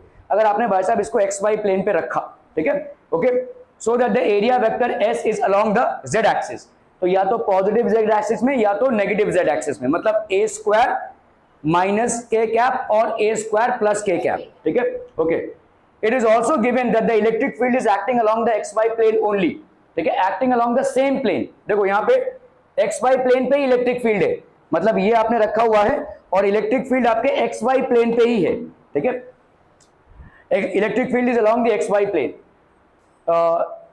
is acting along the same plane at an angle theta with the horizontal side of the square। तो horizontal side के साथ भाई साहब कितना angle बना रहा है, horizontal side मतलब ये वाला, देखो ये आपका horizontal side है ना, ये प्लेन एरिया है, इसके साथ भाई साहब इलेक्ट्रिक फील्ड कितना एंगल बना रहा है, थीटा। क्या ये समझ में आ रहा है, ठीक है। This is basically making an angle theta. Thus the area vector of the electric field are perpendicular। तो यहाँ पे देखो it is also given that the electric field is acting along the xy plane OD। तो आपका area vector and electric field are perpendicular to each other. क्या ये समझ में आ रहा है? देखो एरिया वेक्टर क्या करोगे, ये आपका xy प्लेन पे है, ठीक है, और इलेक्ट्रिक फील्ड भाई साहब क्या है, इसी में एक्ट कर रहा है, लेकिन ऐसे एक्ट कर रहा है, xy प्लेन पे एक्ट कर रहा है, लेकिन इतना थीटा एंगल। तो इलेक्ट्रिक फील्ड किधर हो गया, इधर। अभी ध्यान से देखो, ये हो गया आपका इलेक्ट्रिक फील्ड, आपका एरिया वेक्टर कहां है, इस तरफ। इलेक्ट्रिक फील्ड और एरिया वेक्टर में कितना एंगल बनेगा, 90 का एंगल बनेगा, और 90 मतलब cos 90 हो जाएगा, ES cos 90 मतलब हो गया 0, ठीक है। तो आपका भाई साहब यहाँ पे भले ही थीटा दिया हुआ है और सारे एंगल्स में देखो ये आपको प्रेशराइज किया जा रहा है कि इन दोनों में से किसी एक को चूज करोगे, लेकिन एक्चुअली में आपका हो जाएगा 0, ठीक है। This is basically going to be 0। Are we clear on this one people, ठीक है। So this the option D is correct answer. Okay, so for a 3D object और a close surface only the outward normal is considered as an area vector, ठीक है। तो अगर 3D object है तो outward normal को ही हम area vector मानेंगे, ठीक है। The flux entering the surface is taken as negative and the flux leaving the surface is taken as positive. जो फ्लक्स लीव कर रहा है सरफेस को, उसको अपन पॉजिटिव लेंगे। इफ अ 3D ऑब्जेक्ट और a closed object is placed in a uniform electric field, the net flux to the closed object will be 0 given that no charge is enclosed by it. In other words, if a closed object does not enclose any charge, then the net electric flux to the closed object will be 0, ठीक है। अगर भाई साहब कोई, in other words, if a closed object does not enclose any charge, ठीक है, then the net electric flux to the closed object will be 0। भाई साहब उसमें कोई अगर चार्ज नहीं है तो वो 0 हो जाएगा, क्लियर है। एक 3D ऑब्जेक्ट है या क्लोज्ड ऑब्जेक्ट है, अगर आपने उसको यूनिफॉर्म इलेक्ट्रिक फील्ड में रखा है, the net flux to the closed object will be 0, ठीक है, given that no net charge is enclosed by it। कोई नेट चार्ज भाई साहब उसमें इंक्लोज नहीं है। In other words, if a closed object does not enclose any charge, अगर उसके अंदर कोई चार्ज नहीं है, then the net electric flux to the closed object will be 0। उसके अंदर से भाई साहब इलेक्ट्रिक फ्लक्स आपका 0 हो जाएगा, क्लियर है। Are we clear on this one people? Okay, thank you so much for your valuable time. Okay, चलिए people, we were doing electric charges and fields, और इसमें अपन ने कल इलेक्ट्रिक फ्लक्स को पढ़ा, ठीक है। इलेक्ट्रिक फ्लक्स क्या होता है भाई साहब? आपके इलेक्ट्रिक फ्लक्स जो होता है वो एक स्केलर क्वांटिटी है, and that is basically number of lines of force passing through a area. और ये एरिया को क्या लेते हैं अपन? एरिया वेक्टर लेते हैं, ठीक है, ऊपर या नीचे एरिया वेक्टर, ठीक है। तो that will be basically area vector. Okay, चलिए, तो यहाँ पे है आपका भाई साहब, consider that a cube of side a. तो इलेक्ट्रिक फ्लक्स, यहाँ पे हम बात कर रहे हैं भाई साहब इलेक्ट्रिक फ्लक्स की, ठीक है। We are talking about electric flux here. Electric flux through a cube due to a uniform electric field. एक क्यूब से जाते हुए इलेक्ट्रिक फील्ड को अपन कंसिडर कर रहे हैं यहाँ पे। Consider that a cube of side A is placed in a uniform electric field. तो ये एक आपका क्यूब है, देखिए, ठीक है, और इसको अपन ने एक इलेक्ट्रिक फील्ड में रखा हुआ है। So this is basically a cube of side A that is placed in a uniform electric field, ठीक है। Consider that a cube of side A is placed in a uniform electric field. The area of all the surfaces are named as, तो आपका देखो समझ लो, A1 हो गया area इधर का, A2, A3, A4, A5 और उस तरफ का A6, ठीक है, as shown in the figure। क्या ही समझ में आ रहा है भाई साहब? ठीक है, A1 आपने क्या लिया हुआ है, इस साइड का, A2 इस साइड का हो गया, A3 इस साइड का, A4 उस साइड का, A5 और पीछे का A6, ठीक है। Okay, the electric flux to the surface area A1। अभी देखो A1 में इलेक्ट्रिक फ्लक्स कितना है भाई साहब आपका? इलेक्ट्रिक फ्लक्स देखो A1 का, देखो ये आपके एक्स एक्सिस पे रखा हुआ है ना, देखो ऐसा रखा हुआ है, ये एक्स एक्सिस, वाई एक्सिस और जेड एक्सिस है, यहाँ पे रखा हुआ है। इलेक्ट्रिक लाइंस ऑफ फोर्स इधर है, इसका एरिया वेक्टर किधर होगा? इधर की तरफ। हमेशा ओपन सरफेस की तरफ एरिया वेक्टर लेंगे आप, ठीक है। तो इसका एरिया वेक्टर, ये जो एरिया वेक्टर है ये इस तरफ है, इलेक्ट्रिक फील्ड किस तरफ है? इस तरफ है। मतलब इलेक्ट्रिक फील्ड और एरिया वेक्टर में कितने का एंगल बन रहा है बोलो? 180 डिग्री का, ठीक है। Between electric field and area vector there is an angle of 180 degree. तो आपका यहाँ पे क्या हो जाएगा बोलो? EA1 cos 180 degree. तो आपका φ1 का वैल्यू क्या हो जाएगा? EA1 cos 180 डिग्री, ठीक है। ओके, तो A1 की वैल्यू क्या हो जाएगी बोलो? A into A, that is A का स्क्वायर। cos 180 डिग्री की वैल्यू कितनी हो गई? -1। तो φ1 की वैल्यू क्या हो गई? -EA square. क्या ये समझ में आ रहा है? ठीक है, देखो इलेक्ट्रिक फील्ड किस तरफ है? इस तरफ है। एरिया वेक्टर किस तरफ है? इस तरफ है। तुम ये नहीं बोल सकते कि इसका एरिया वेक्टर इस तरफ होगा। हमेशा याद रखना, एरिया वेक्टर को आपको ओपन सरफेस की तरफ लेना है, क्लोज सरफेस की तरफ नहीं। अगर आपने भाई साहब एरिया वेक्टर को इस तरफ लिया होता तो क्लोज सरफेस की तरफ ले रहे हैं आप। क्या समझ में आ रहा है? देखो ये क्यूब है, ये क्यूब है, इसका एरिया वेक्टर इस तरफ होगा, इसका एरिया वेक्टर इस तरफ होगा, इसका एरिया वेक्टर इस तरफ होगा, इसका एरिया वेक्टर इस तरफ होगा, इसका एरिया वेक्टर आपकी तरफ होगा, इसका एरिया वेक्टर इस तरफ होगा। समझ में आ रहा है? मतलब इसका एरिया वेक्टर इस तरफ नहीं होगा या इसका एरिया वेक्टर इस तरफ नहीं होगा, area vector will always be towards the open surface. ठीक है, तो यहाँ पे A1 की वैल्यू क्या हो जाएगी, सॉरी अपना फ्लक्स की वैल्यू क्या हो जाएगी? फ्लक्स की वैल्यू होती है भाई साहब, flux is equal to E A cos of theta, और भाई साहब यहाँ पे थीटा कितना है? 180 है। ठीक है, तो कॉस 180 की वैल्यू कितनी होती है? -1। ठीक है, तो यहाँ पे कितना हो गया? E a square -1 that is minus E a square. Electric field through surface area A2 is given by, A2 का कितना हो जाएगा बोलो? देखो A2 एरिया वेक्टर किस तरफ है? इस तरफ है, और E भी इस तरफ है, तो ये हो जाएगा आपका ई ए कॉस ऑफ 0, तो ये हो जाएगा भाई साहब ई ए। समझ में आ रहा है भाई साहब? तो E A2 cos of 0, A2 का वैल्यू कितना हो जाएगा? A स्क्वायर, और कॉस ऑफ 0 की वैल्यू 1, तो ई ए स्क्वायर हो गया ये। क्या ये समझ में आ रहा है भाई साहब? ठीक है, तो इधर की वैल्यू कितनी हो गई? माइनस ई ए स्क्वायर, और इधर की वैल्यू कितनी हो गई? ई ए स्क्वायर। ठीक है, other than A1 and A2 for all the other surfaces the angle between the electric field and the area vector is 90 degree. देखो बाकी सब में आप देखो, समझो ये आपका इलेक्ट्रिक, अभी आप लेट्स से A3 को ले रहे हो, देखो A3 को, A3 मतलब ये वाला है, इलेक्ट्रिक फील्ड किस तरफ है? इस तरफ, A3 इस तरफ है, कितना एंगल बन रहा है? 90, और cos 90 की वैल्यू कितनी होती है? 0, तो इसमें बता फ्लक्स कितना हो जाएगा? 0। ठीक है, A4 पे आओ, A4 पे, ये इधर है और इधर भाई साहब इलेक्ट्रिक फील्ड है, कितना हो रहा है? 90, ये भी 0। ठीक है, जहाँ पे भी cos 90 हो रहा है 0 हो रहा है। इस पे आओ, इस पे A5 पे। ठीक है, A5 किधर है? इसकी तरफ, और इलेक्ट्रिक फील्ड किधर है? इधर, तो कितना बन रहा है ये? 90 डिग्री, तो ये भी आपका 0। A6 पे आओ, इधर एरिया वेक्टर, इधर इलेक्ट्रिक फील्ड, कितना एंगल बन रहा है? 90, तो ये भी 0। समझ में आ रहा है? देखो मैथमेटिकली तो आप ये बोल रहे हो कि फ्लक्स आपका 0 है क्योंकि cos 90 हो रही है, लेकिन कंसेप्चुअली भी बोलो फ्लक्स क्या है? Number of electric lines of force passing through area.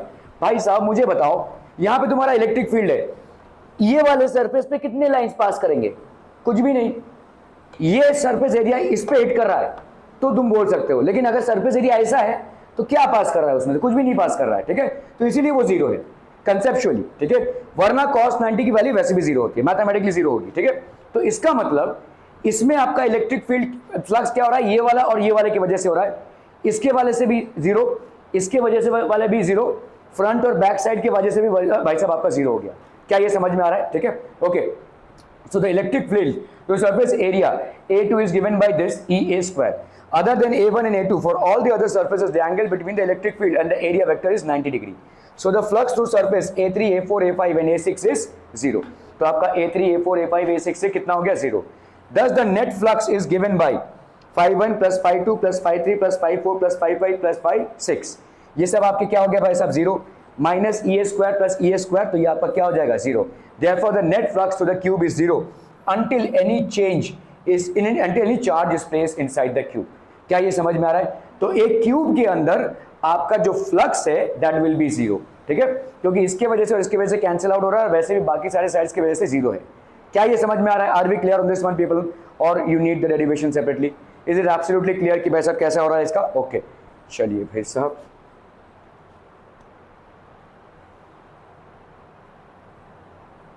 Okay, अभी हमने बात किया भाई साहब क्यूब की। Now we are going to talk about what? A cylinder. ठीक है, okay.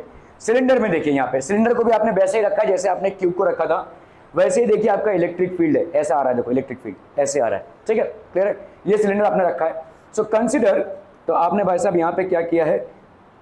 Consider the cylinder with cross sectional area. तो आपका एक सिलेंडर है जिसका क्रॉस सेक्शनल एरिया कितना है भाई साहब? इसका क्रॉस सेक्शनल एरिया है A, is placed in a uniform electric field as shown in the figure. तो आपका भाई साहब एक क्रॉस सेक्शनल एरिया A है, और ये कहाँ पे रखा हुआ है? is placed in a uniform electric field as shown in the figure. The electric field to a surface A1 is given by phi is equal to EA1 cos 180. क्या ये समझ में आ रहा है भाई साहब? देखो A1 है, A1 ये गोला है भाई साहब, ये गोला है। ठीक है, ये आपका वेक्टर इस तरफ कितना होगा? इस तरफ है ना, एरिया वेक्टर भाई साहब इस तरफ। ठीक है, ये बॉटल है ना भाई साहब, ये समझ लो स्फीयर है। ठीक है, तो ये भाई साहब है इसका कितना एरिया इस तरफ, इलेक्ट्रिक फील्ड इस तरफ, कितना एंगल बन रहा है? 180 का। ठीक है, तो ये कितना हो गया बोलो? ई ए माइनस 1 cos 180 कितना हो गया आपका भाई साहब -1, तो ये माइनस ई ए हो गया। Are we clear on this one people? The electric flux to the surface A2 is given by, A2 का कितना हो जाएगा भाई साहब, इधर A2 है और आपका भाई साहब E भी इधर है, दोनों के बीच में एंगल कितना 0, ठीक है, तो ये हो गया EA2 cos 0 that is EA1। समझ में आ रहा है भाई साहब ये φ2 और φ1 की value? Okay, now let's come to this one, ठीक है भाई साहब, ये वाला जो सरफेस है A3, ठीक है, for the curve surface A3 the angle between the electric field and the area vector. अभी ध्यान से देखो, देखो ये आपका भाई साहब सिलेंडर है, ठीक है, सिलेंडर है, ये इलेक्ट्रिक फील्ड जा रहा है ऐसे, ठीक है, इसका समझ लो ये एक छोटा सा मैंने पॉइंट लिया हुआ है, एरिया वेक्टर इधर किधर है, ऊपर की तरफ, ठीक है, एरिया वेक्टर अगर मैं यहाँ का लूँ तो किधर की तरफ, ऊपर की तरफ, ओके, और ये इलेक्ट्रिक फील्ड किधर है, इस तरफ, तो दोनों के बीच में एंगल कितना हो गया 90 डिग्री, ठीक है। इधर आओ, इधर सामने यहाँ पे एक एरिया वेक्टर ले लो, इसको आप पुल आउट करेगा किधर, इसकी तरफ होगा, और इलेक्ट्रिक फील्ड किस तरफ है, इस तरफ, तो 90 डिग्री का एंगल बन गया। कहीं से भी पुल आउट करो, यहाँ पे देखो, यहाँ पे समझ लो ये टेढ़े जगह पे हम कर रहे हैं, ये एरिया वेक्टर कैसे जा रहा है ऐसे, इलेक्ट्रिक फील्ड कैसे जा रहा है ऐसे 90 डिग्री, मतलब पूरे गोलाई आकार पे अगर कहीं पे भी आप एरिया वेक्टर को पुल आउट करेंगे तो area vector will always be making an angle of 90 degree with the electric field. Are we able to visualise this people? Electric field इधर है, ये ऐसे रेडियली देखो आपका एरिया वेक्टर निकल रहा है, सब पॉइंट से एरिया वेक्टर निकल रहा है, सारे पॉइंट से जितने भी एरिया वेक्टर निकल रहे हैं वो क्या हो रहे हैं, आपके इलेक्ट्रिक फील्ड के साथ 90 डिग्री बना रहे हैं, मतलब आपका कौन सा केस बन रहा है, cos 90 का, ठीक है। Okay, so the electric flux to surface A2 is given by EA2 cos, ठीक है, तो the curve surface A3 the angle between the electric field and the area vector is 90 degree, the angle between the electric field and the area vector is 90 degree, so the flux to the surface area A3 is 0। तो आपका φ3 का value कितना हो जाएगा, φ3 की value हो गई 0। The net electric field is given by, electric flux is given by φ1 plus φ2 plus φ3, तो ये हो गया आपका minus EA plus EA plus 0, तो आपका कितना हो जाएगा ये भाई साहब 0, ठीक है। So therefore the net flux through the cylinder is 0 until and unless there is a charge enclosed inside it। तो जब तक भाई साहब किसी क्यूब में और किसी सिलेंडर में कोई चार्ज आप नहीं रख देते हैं तो net flux through that surface would be 0। क्या ये समझ में आ रहा है भाई साहब, ठीक है। तो साइड वेज के लिए और इन दोनों के लिए भाई साहब आपका नेट फ्लक्स कितना आ रहा है 0। Are we clear on this one people? बहुत बढ़िया भाई साहब, बहुत बहुत बढ़िया।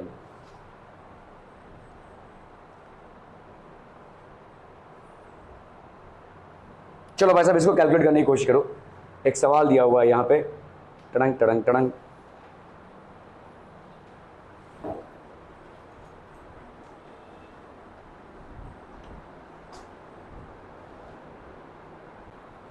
Okay, what is the total electric flux passing through the cube in the given situation? तो टोटल इलेक्ट्रिक फ्लक्स कितना है भाई साहब आपका, ठीक है, what will be the total electric flux passing through the cube in the given situation. अभी total electric flux भाई साहब आपका कितना हो जाएगा यहाँ पे, total electric flux passing to the cube in the given situation. Okay, तो अभी देखो यहाँ पे x is equal to a है, ठीक है, यहाँ पे भाई साहब कितना है आपका ये a है, तो क्यूब है, तो सबका एरिया कितना हो गया a, ठीक है। तो टोटल इलेक्ट्रिक फ्लक्स भाई साहब यहाँ पे कितना हो जाएगा, देखो यहाँ पे E है, ये E है और E a स्क्वायर हो गया ये भाई साहब, ठीक है। इधर वाला कितना हो जाएगा माइनस E a स्क्वायर, ठीक है, प्लस ऊपर वाला कितना हो जाएगा 0, नीचे वाला कितना हो जाएगा 0, साइड वेज भी आपका 0 प्लस 0। क्या ये समझ में आ रहा है 0 क्यों हो रहा है, क्योंकि cos 90 की वैल्यू आ रही है, तो यहाँ पे भी आपका कितना हो जाएगा, this will be 0। The total electric flux that is passing through this cube is basically equal to 0। Given electric field, अभी देखो इलेक्ट्रिक फील्ड अगर आप देखोगे तो कहाँ पे EX I कैप है, ठीक है, अपन लिख सकते हैं E not X I cap. The cube has 6 spaces, they are named as A1 A2 A3 A4 A5 and A6, ठीक है। The electric flux to the surface A1 is given by EA1, ठीक है, तो φ1 is equal to EA1 cos theta, तो EA1 cos 180, तो E हो गया minus E not XA का स्क्वायर। φ1 की वैल्यू क्या हो जाएगी भाई साहब आपकी माइनस E a क्यूब, है ना भाई साहब। देखो यहाँ पे कितना हो जाएगा, देखो यहाँ पे आपका E इंटू A1, तो φ1 की वैल्यू कितनी हो गई, φ1 की वैल्यू हो गई EA1 cos of theta that is cos 180, तो ये हो गया minus EA x into a का स्क्वायर। क्या ये समझ में आ रहा है x इंटू a का स्क्वायर क्यों हो रहा है, बताइए क्यों? E नॉट एक्स आई है ना, E is equal to E not x i, ठीक है, तो E नॉट एक्स ये हो गया और A1 की वैल्यू कितनी हो गई a स्क्वायर, दोनों के बीच में एंगल की वैल्यू कितनी हो गई 180, तो ये हो गया E not x a square, ठीक है। तो इसका मतलब अगर φ1 since x is equal to a at this, तो आपका भाई साहब x की वैल्यू कितनी हो गई a इंटू a स्क्वायर, तो ये हो गया a क्यूब, तो minus E naught a cube. Electric flux to surface A2 is given by, तो यहाँ पे E(A2 cos phi) that is E not x a का square that is E naught into आपका भाई साहब कितना हो गया 2a इंटू a का स्क्वायर. ठीक है, तो मतलब आपका कितना हो गया, देखो यहाँ पे a और ये a, तो इधर कितना हो जाएगा, देखो 2a a का स्क्वायर, जीरो नहीं होगा यहाँ पे, जीरो नहीं होगा, वी विल सी वाई. ठीक है, तो यहाँ पे देखो 2 E नॉट a का क्यूब. क्लियर है, समझ में आ रहा है ये. ठीक है, ओके, 5 2 हो गया भाई साहब. अदर देन ए, बाकी सबका तो भाई साहब जीरो होगा, तो आपका देखो कितना आ गया यहाँ पे E a नॉट क्यूब. क्या ये समझ में आ रहा है? ठीक है, ओके. देखो यहाँ पे कैसा है भाई साहब आपका, ठीक है, फिर से देख लो यहाँ पे ये वाला सरफेस, देखो ये वाला सरफेस आपका इलेक्ट्रिक फील्ड कितना हो गया. पहली बात, इलेक्ट्रिक फील्ड भाई साहब कितना हो गया, E नॉट एक्स है ना भाई साहब, E नॉट एक्स हो गया इलेक्ट्रिक फील्ड. ठीक है, ओके, तो E नॉट एक्स ये हो गया इलेक्ट्रिक फील्ड. अगर इस तरह हम जा रहे हैं तो ये कितना हो जाएगा बोलो, E नॉट एक्स, ठीक है, इंटू ए का square.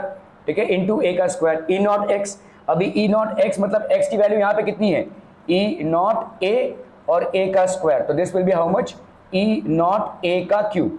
E not x a का स्क्वायर, दोनों के बीच में एंगल कितना है भाई साहब, cos ऑफ 0 है. ठीक है, क्योंकि आपका E नॉट यहाँ पे जो आपका E नॉट x आ रहा है और यहाँ पे जो a है एरिया वेक्टर, दोनों भी भाई साहब आपका 0 डिग्री एंगल बना रहे हैं. Okay, now let's come to this one. ठीक है, यहाँ पे कितना हो जाएगा बोलो, E not x a square cos of 180 degrees. ठीक है, ओके, आर वी क्लियर. अभी यहाँ पे देखो ये वाला जो है ये आपका कितना डिस्टेंस पे आ रहा है, देखो E नॉट एक्स जो यहाँ पे एक आपको यहाँ पे एक बात समझनी है, वो ये है कि भाई साहब total electric flux passing to the cube in the given situation, यहाँ पे जो E नॉट दिया हुआ है ना ये x के साथ वेरी कर रहा है. क्या ये समझ में आ रहा है भाई साहब? अगर ये वेरी नहीं करता था तो सब जीरो आ जाता था. यहाँ पे जैसा जैसा डिस्टेंस आपका बढ़ रहा है वैसा वैसा ये बढ़ता जाएगा, इसीलिए आपका E not x I cap है. क्या ये समझ में आ रहा है? The electric field given here is E not x I cap. E not X cap means that with increasing distance of x the electric field is going to increase as well. तो यहाँ पे electric field constant नहीं है, electric field यहाँ पे बढ़ रहा है. ठीक है, तो अगर ऐसा है भाई साहब तो कैसा है भाई साहब, तो यहाँ पे आपका हो गया,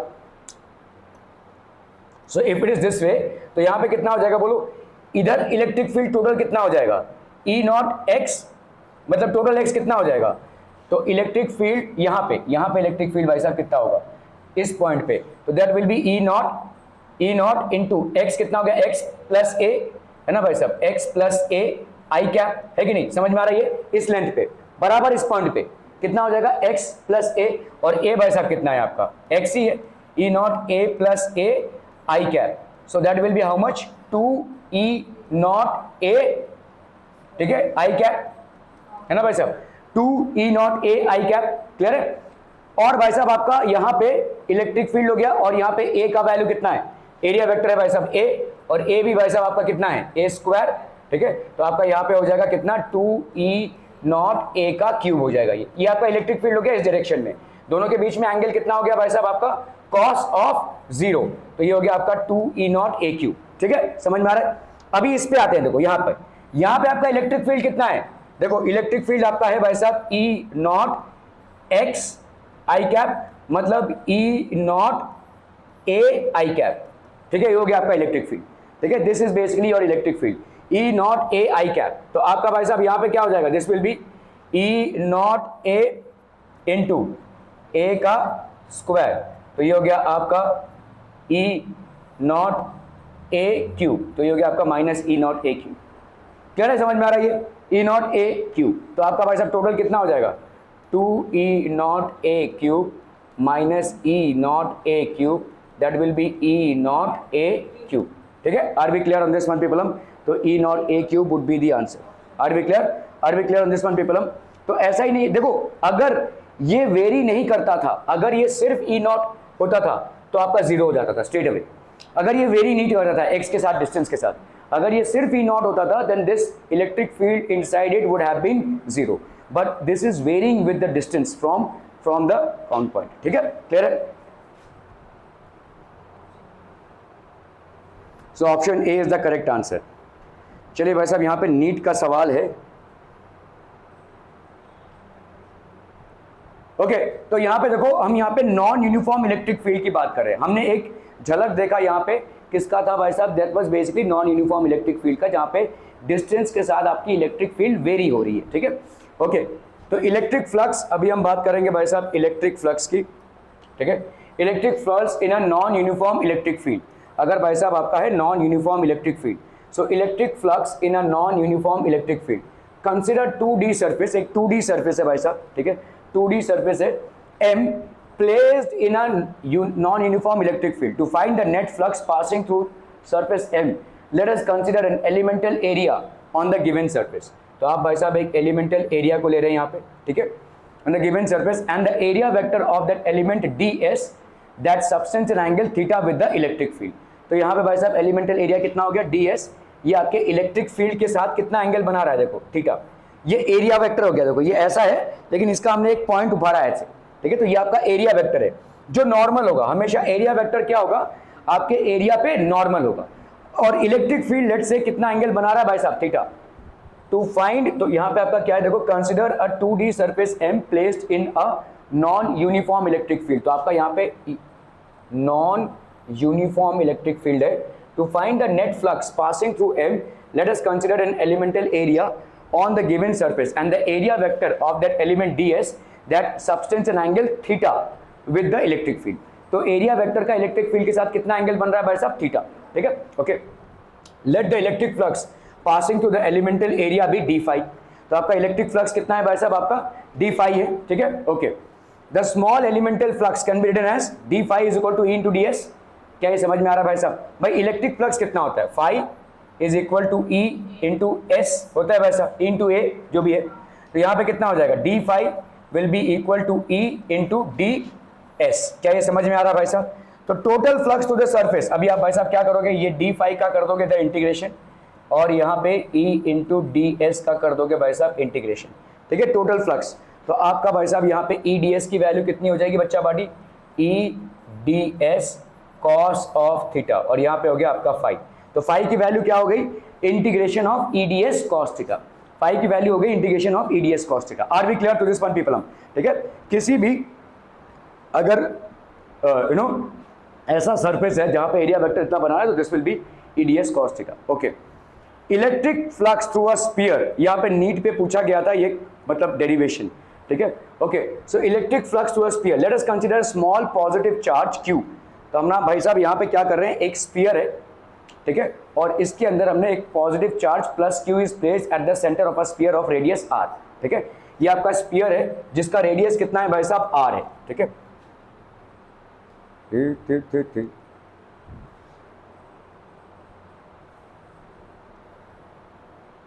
okay, let us consider a small positive charge plus Q placed at the centre of a sphere, तो यहाँ पे पॉजिटिव चार्ज रखा हुआ है भाई साहब कहाँ पे, सेंटर ऑफ द स्फीयर में, और इस स्फीयर का रेडियस कितना दिया हुआ है आपको R। To find the net flux passing to the sphere, let us consider an elemental area on the concern sphere. तो आपने भाई साहब एक एलिमेंटल एरिया को ले लिया, एक छोटा सा पोर्शन ले लिया एरिया का, एक पोर्शन ले लिया, ठीक है। अभी ये एलिमेंटल एरिया भाई साहब ये बाहर आ रहा है, ठीक है, दिस इज एलिमेंटल एरिया, तो ये आपका बाहर की तरफ आ रहा है, ये हो गया एरिया वेक्टर, ये हो गया भाई साहब चार्ज Q, ठीक है। क्या ये समझ में आ रहा है, देखो यहाँ पे इलेक्ट्रिक फील्ड किसके वजह से क्रिएट हो रहा है, किसी और एक्सटर्नल सोर्स के वजह से नहीं हो रहा है, यहाँ पे इलेक्ट्रिक फील्ड क्रिएट हो रहा है इस चार्ज के वजह से। तो चार्ज के वजह से आपने देखा है किसी पॉजिटिव चार्ज का इलेक्ट्रिक फील्ड क्या होता है भाई साहब, किसी पॉजिटिव चार्ज का रेडियली आउटवर्ड्स होता है, ठीक है। तो किसी पॉजिटिव चार्ज के वजह से created electric field is always radially outward, और किसी नेगेटिव चार्ज की वजह से the electric field created is always radially inward, so this is always radially inward. क्या ये समझ में आ रहा है भाई साहब। तो यहाँ पे आपका एक पॉजिटिव चार्ज है, ठीक है, समझ में आ रहा है, इसकी वजह से इलेक्ट्रिक फील्ड क्या होगा, रेडियली आउटवर्ड होगा। तो मतलब ये है ना भाई साहब, ये ऐसा चारों तरफ ऐसा ही होगा, it will be like this only, ठीक है, चारों तरफ भाई साहब ऐसा रेडियली आउटवर्ड ही जाएगा ये, this will basically be radially outward. Are be clear on this one people, हम समझ में आता हम, ठीक है। तो आपने क्या किया, एक छोटा सा एरिया ले लिया, इस एरिया में से भी ऐसे लाइंस ऑफ फोर्स जाएंगे भाई साहब, इलेक्ट्रिक लाइंस ऑफ फोर्स, ठीक है, क्लियर है। ओके, क्या करना है भाई साहब, फिर से मैं 1 मिनट में आया भाई साहब।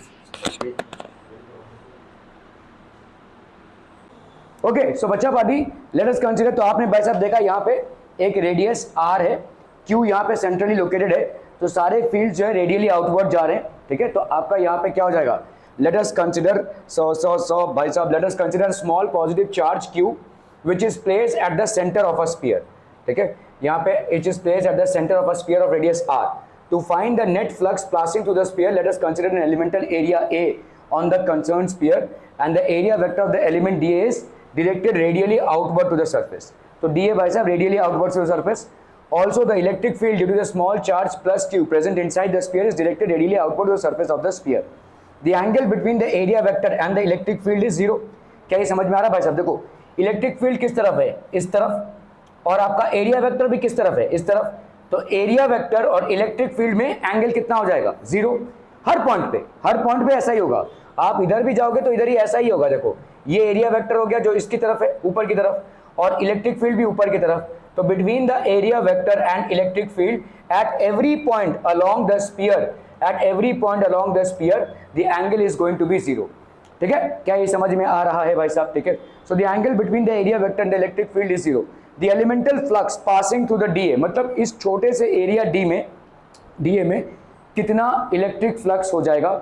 इलेक्ट्रिक फ्लक्स का फॉर्मूला होता है phi is equal to E into A cos of theta. ठीक है, तो आपका भाई साहब डी फाई हो जाएगा, यहाँ पे d phi will be equal to E electric field into d of A या डी एस, जो भी आप लिखना चाहें, कॉस ऑफ जीरो। ठीक है, तो आपका भाई साहब यहाँ पे कितना हो जाएगा, डी ए भी लिख सकते हैं, तो ई into D A cos of theta.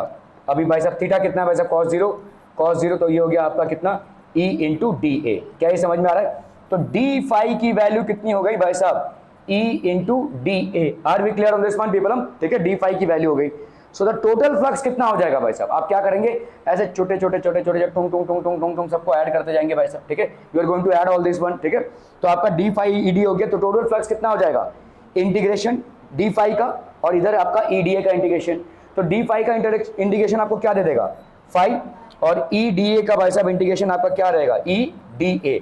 Are we clear on this one people? ठीक है, अभी भाई साहब ये इलेक्ट्रिक फील्ड का होता है, इलेक्ट्रिक फील्ड होता है भाई साहब क्या, इलेक्ट्रिक फील्ड का फॉर्मूला बताइए क्या होता है,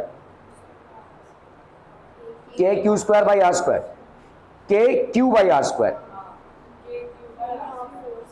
हाँ, तो फोर्स का क्यू स्क्वायर होता है, लेकिन इसका होगा के क्यू स्क्वायर। अगर आप फोर्स और इसमें देखो, फोर्स तो आप लोग बचपन से नहीं, कभी यहां से पढ़ा है ना। ओके, तो के क्यू स्क्वायर बाई आर का स्क्वायर होता है, और आपका भाई साहब इलेक्ट्रिक फील्ड का होता है भाई साहब। अगर आप फोर्स देखोगे, हाँ क्या बोलियो, नहीं, force K Q square by R square होगा।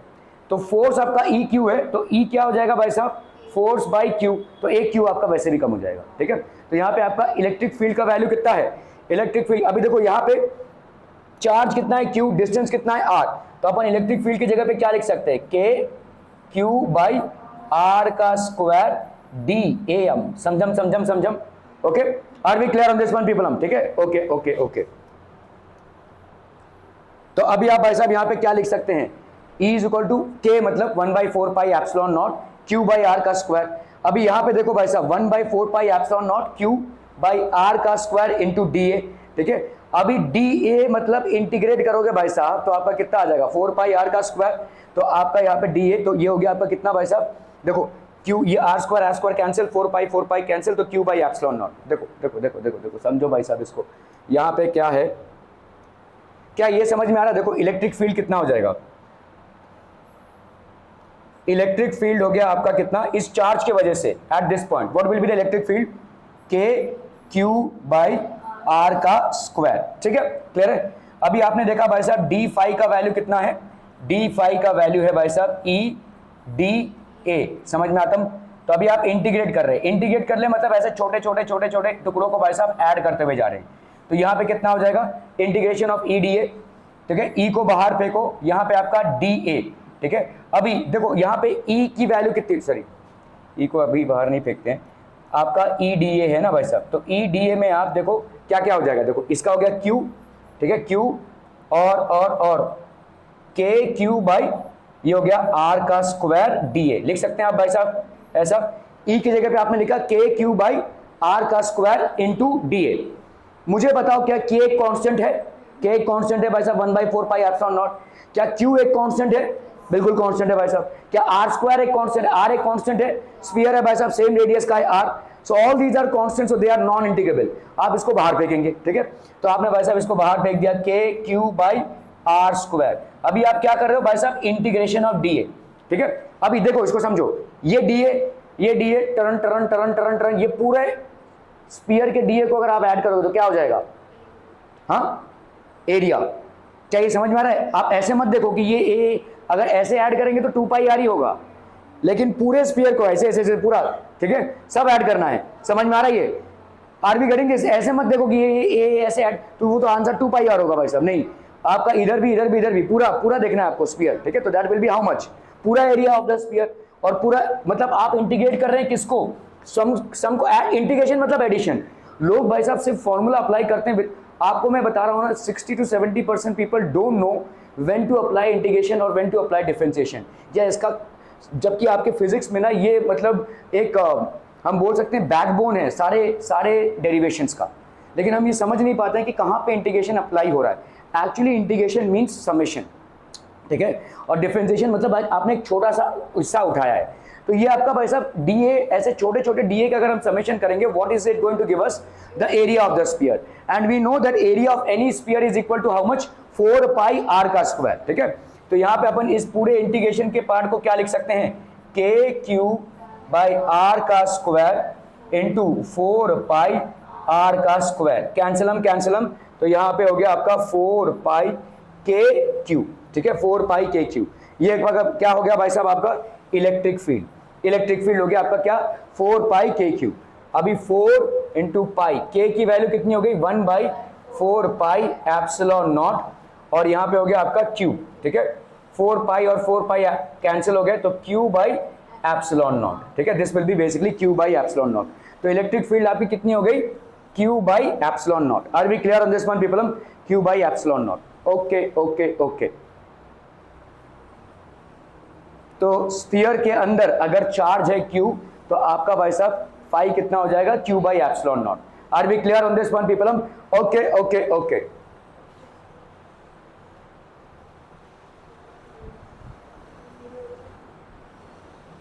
गैस छोड़ा है भाई साहब, Gauss's law. Okay, so basically Gauss's law is stating what?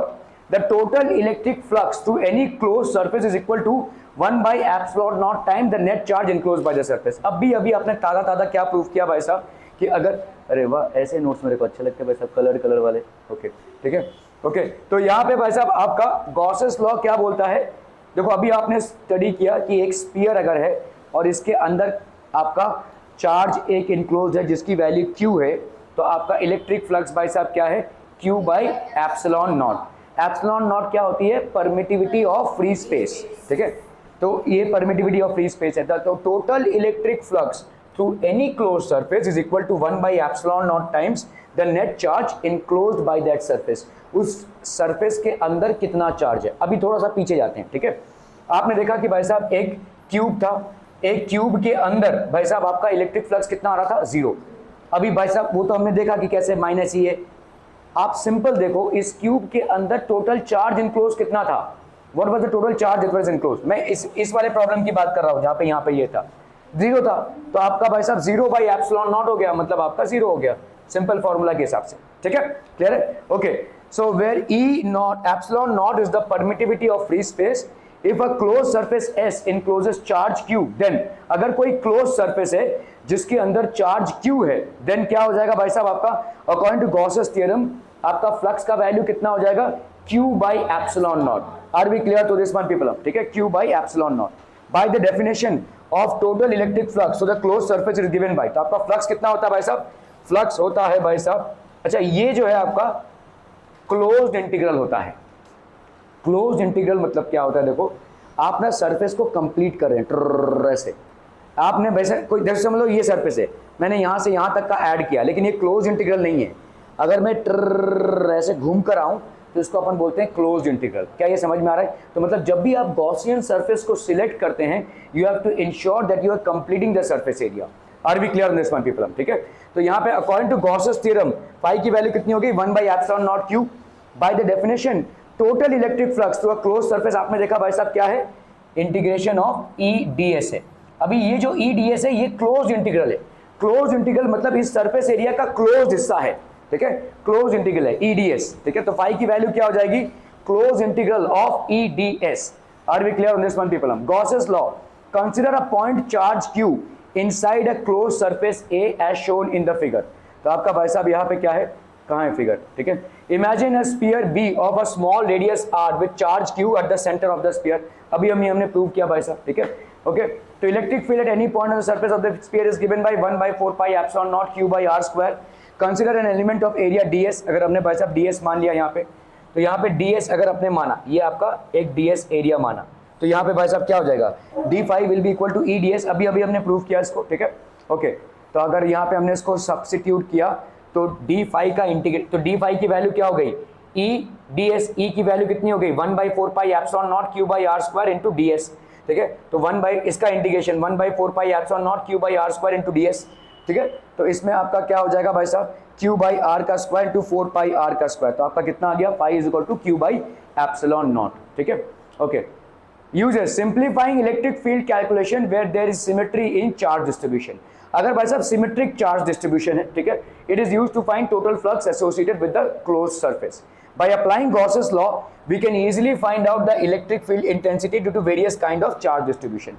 तो अलग अलग चार्ज डिस्ट्रीब्यूशन की वजह से जो आपका इलेक्ट्रिक फ्लक्स होता है उसको अपन आसाम से फाइंड आउट कर सकते हैं। इन Gauss's theorem, the total electric flux over a closed surface is equal to, कितना हो जाएगा क्लोज सरफेस में, total electric flux over a close surface is equal to 1 by epsilon times the net charge enclosed within the surface। तो phi is equal to 1 by epsilon naught into Q, मतलब आपका Q by epsilon naught होगा ना, Q by epsilon naught। तो 1 by epsilon naught times the charge enclosed within the surface, ठीक है, 1 by epsilon naught times।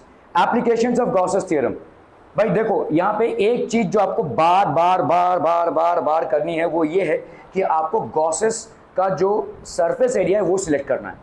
Gauss's theorem को apply करने के लिए आपको गॉसियन सरफेस सिलेक्ट करना पड़ेगा, ठीक है, ओके।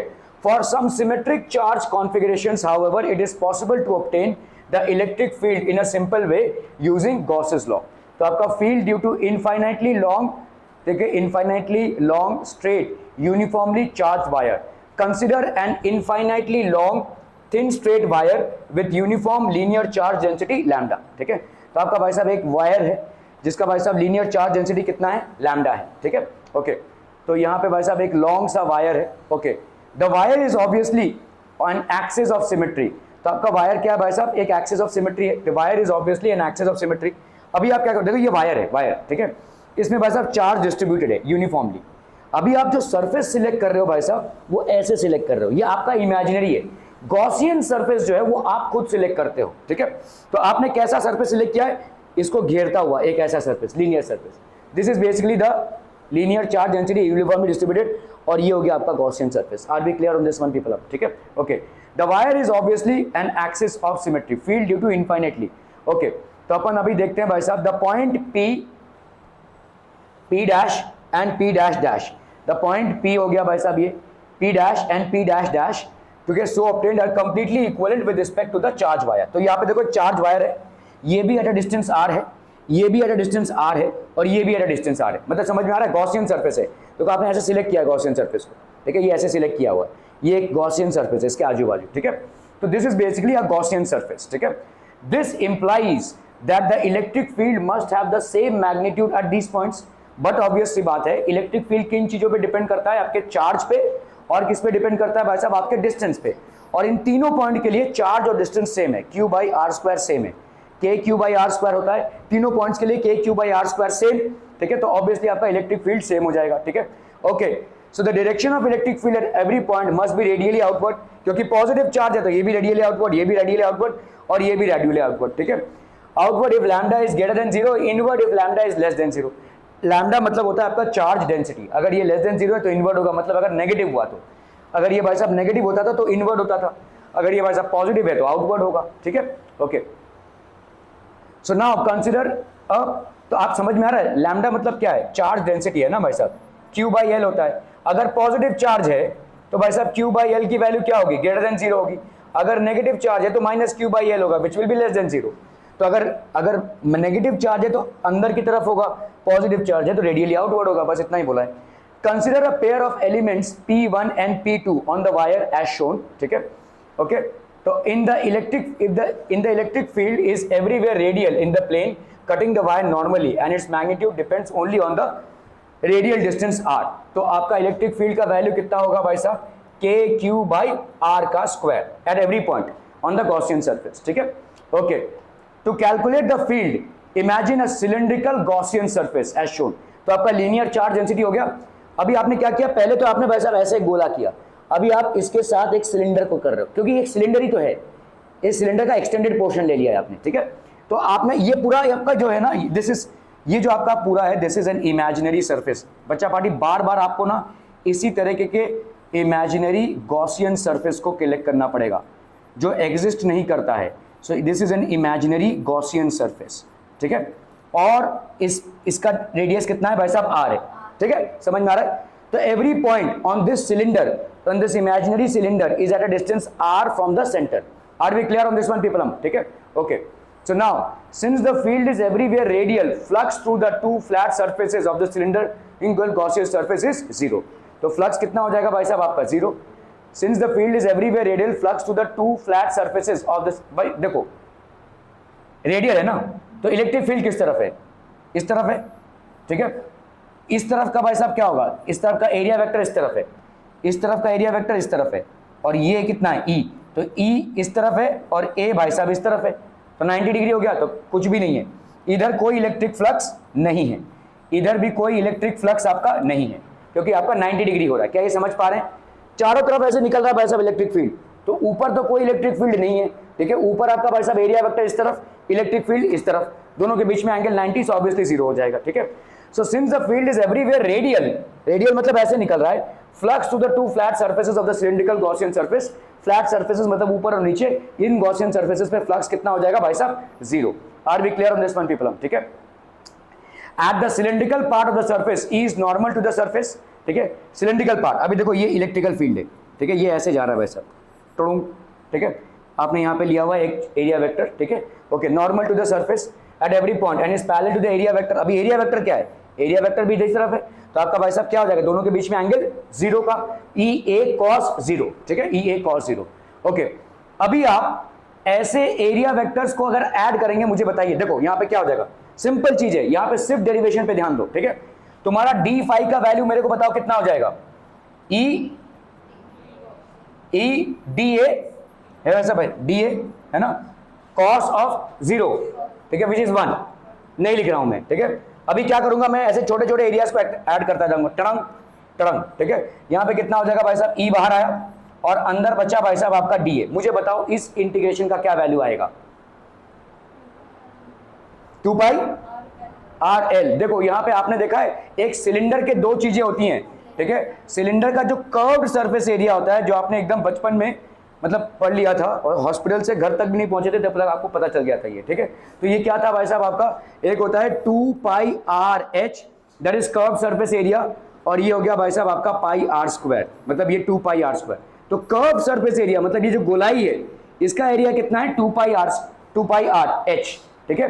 तो ये वाला कितना हो जाएगा भाई साहब, इस DA को ऐड करेंगे तो क्या कर रहे हैं आप, कर्व्ड सरफेस एरिया को निकाल रहे हैं, ठीक है। So that will be, E की वैल्यू आप बताओ कितना हो जाएगा, 1/4 pi epsilon naught Q by R square, ठीक है भाई साहब। R यहाँ पे कैपिटल, यहाँ चलिए R स्क्वायर, और यहाँ पे कितना हो जाएगा भाई साहब 2 पाई इंटू 2 पाई R, और इसका लेट से हमने गॉसियन सरफेस जो लिया हुआ ये कितना है, L है, ठीक है, 2 पाई RL, ठीक है। तो आपका भाई साहब ये कैंसिल, ये कैंसिल, पाई और पाई कैंसिल, ये 2 और ये 2 हो गया भाई साहब आपका। तो कितना हो गया बोलो यहाँ पे, QL by epsilon naught into R, यही बच रहा ना भाई साहब, 2 epsilon not R, QL by 2 epsilon not R। क्या ये समझ में आ रहा है भाई साहब, ठीक है। So this will be the electric field, ठीक है। तो the surface area of the curve is 2 pi RL, ठीक है, curve surface area, L is the length of the cylinder. समझ में आता है बच्चा पार्टी, ठीक है। Flux to the Gaussian surface will be equal to E into 2 pi RL, ठीक है। तो आपका भाई साहब E into 2 pi RL will be equal to भाई साहब कितना हो जाएगा ये, अच्छा इसका वैल्यू है, ये क्या है भाई साहब,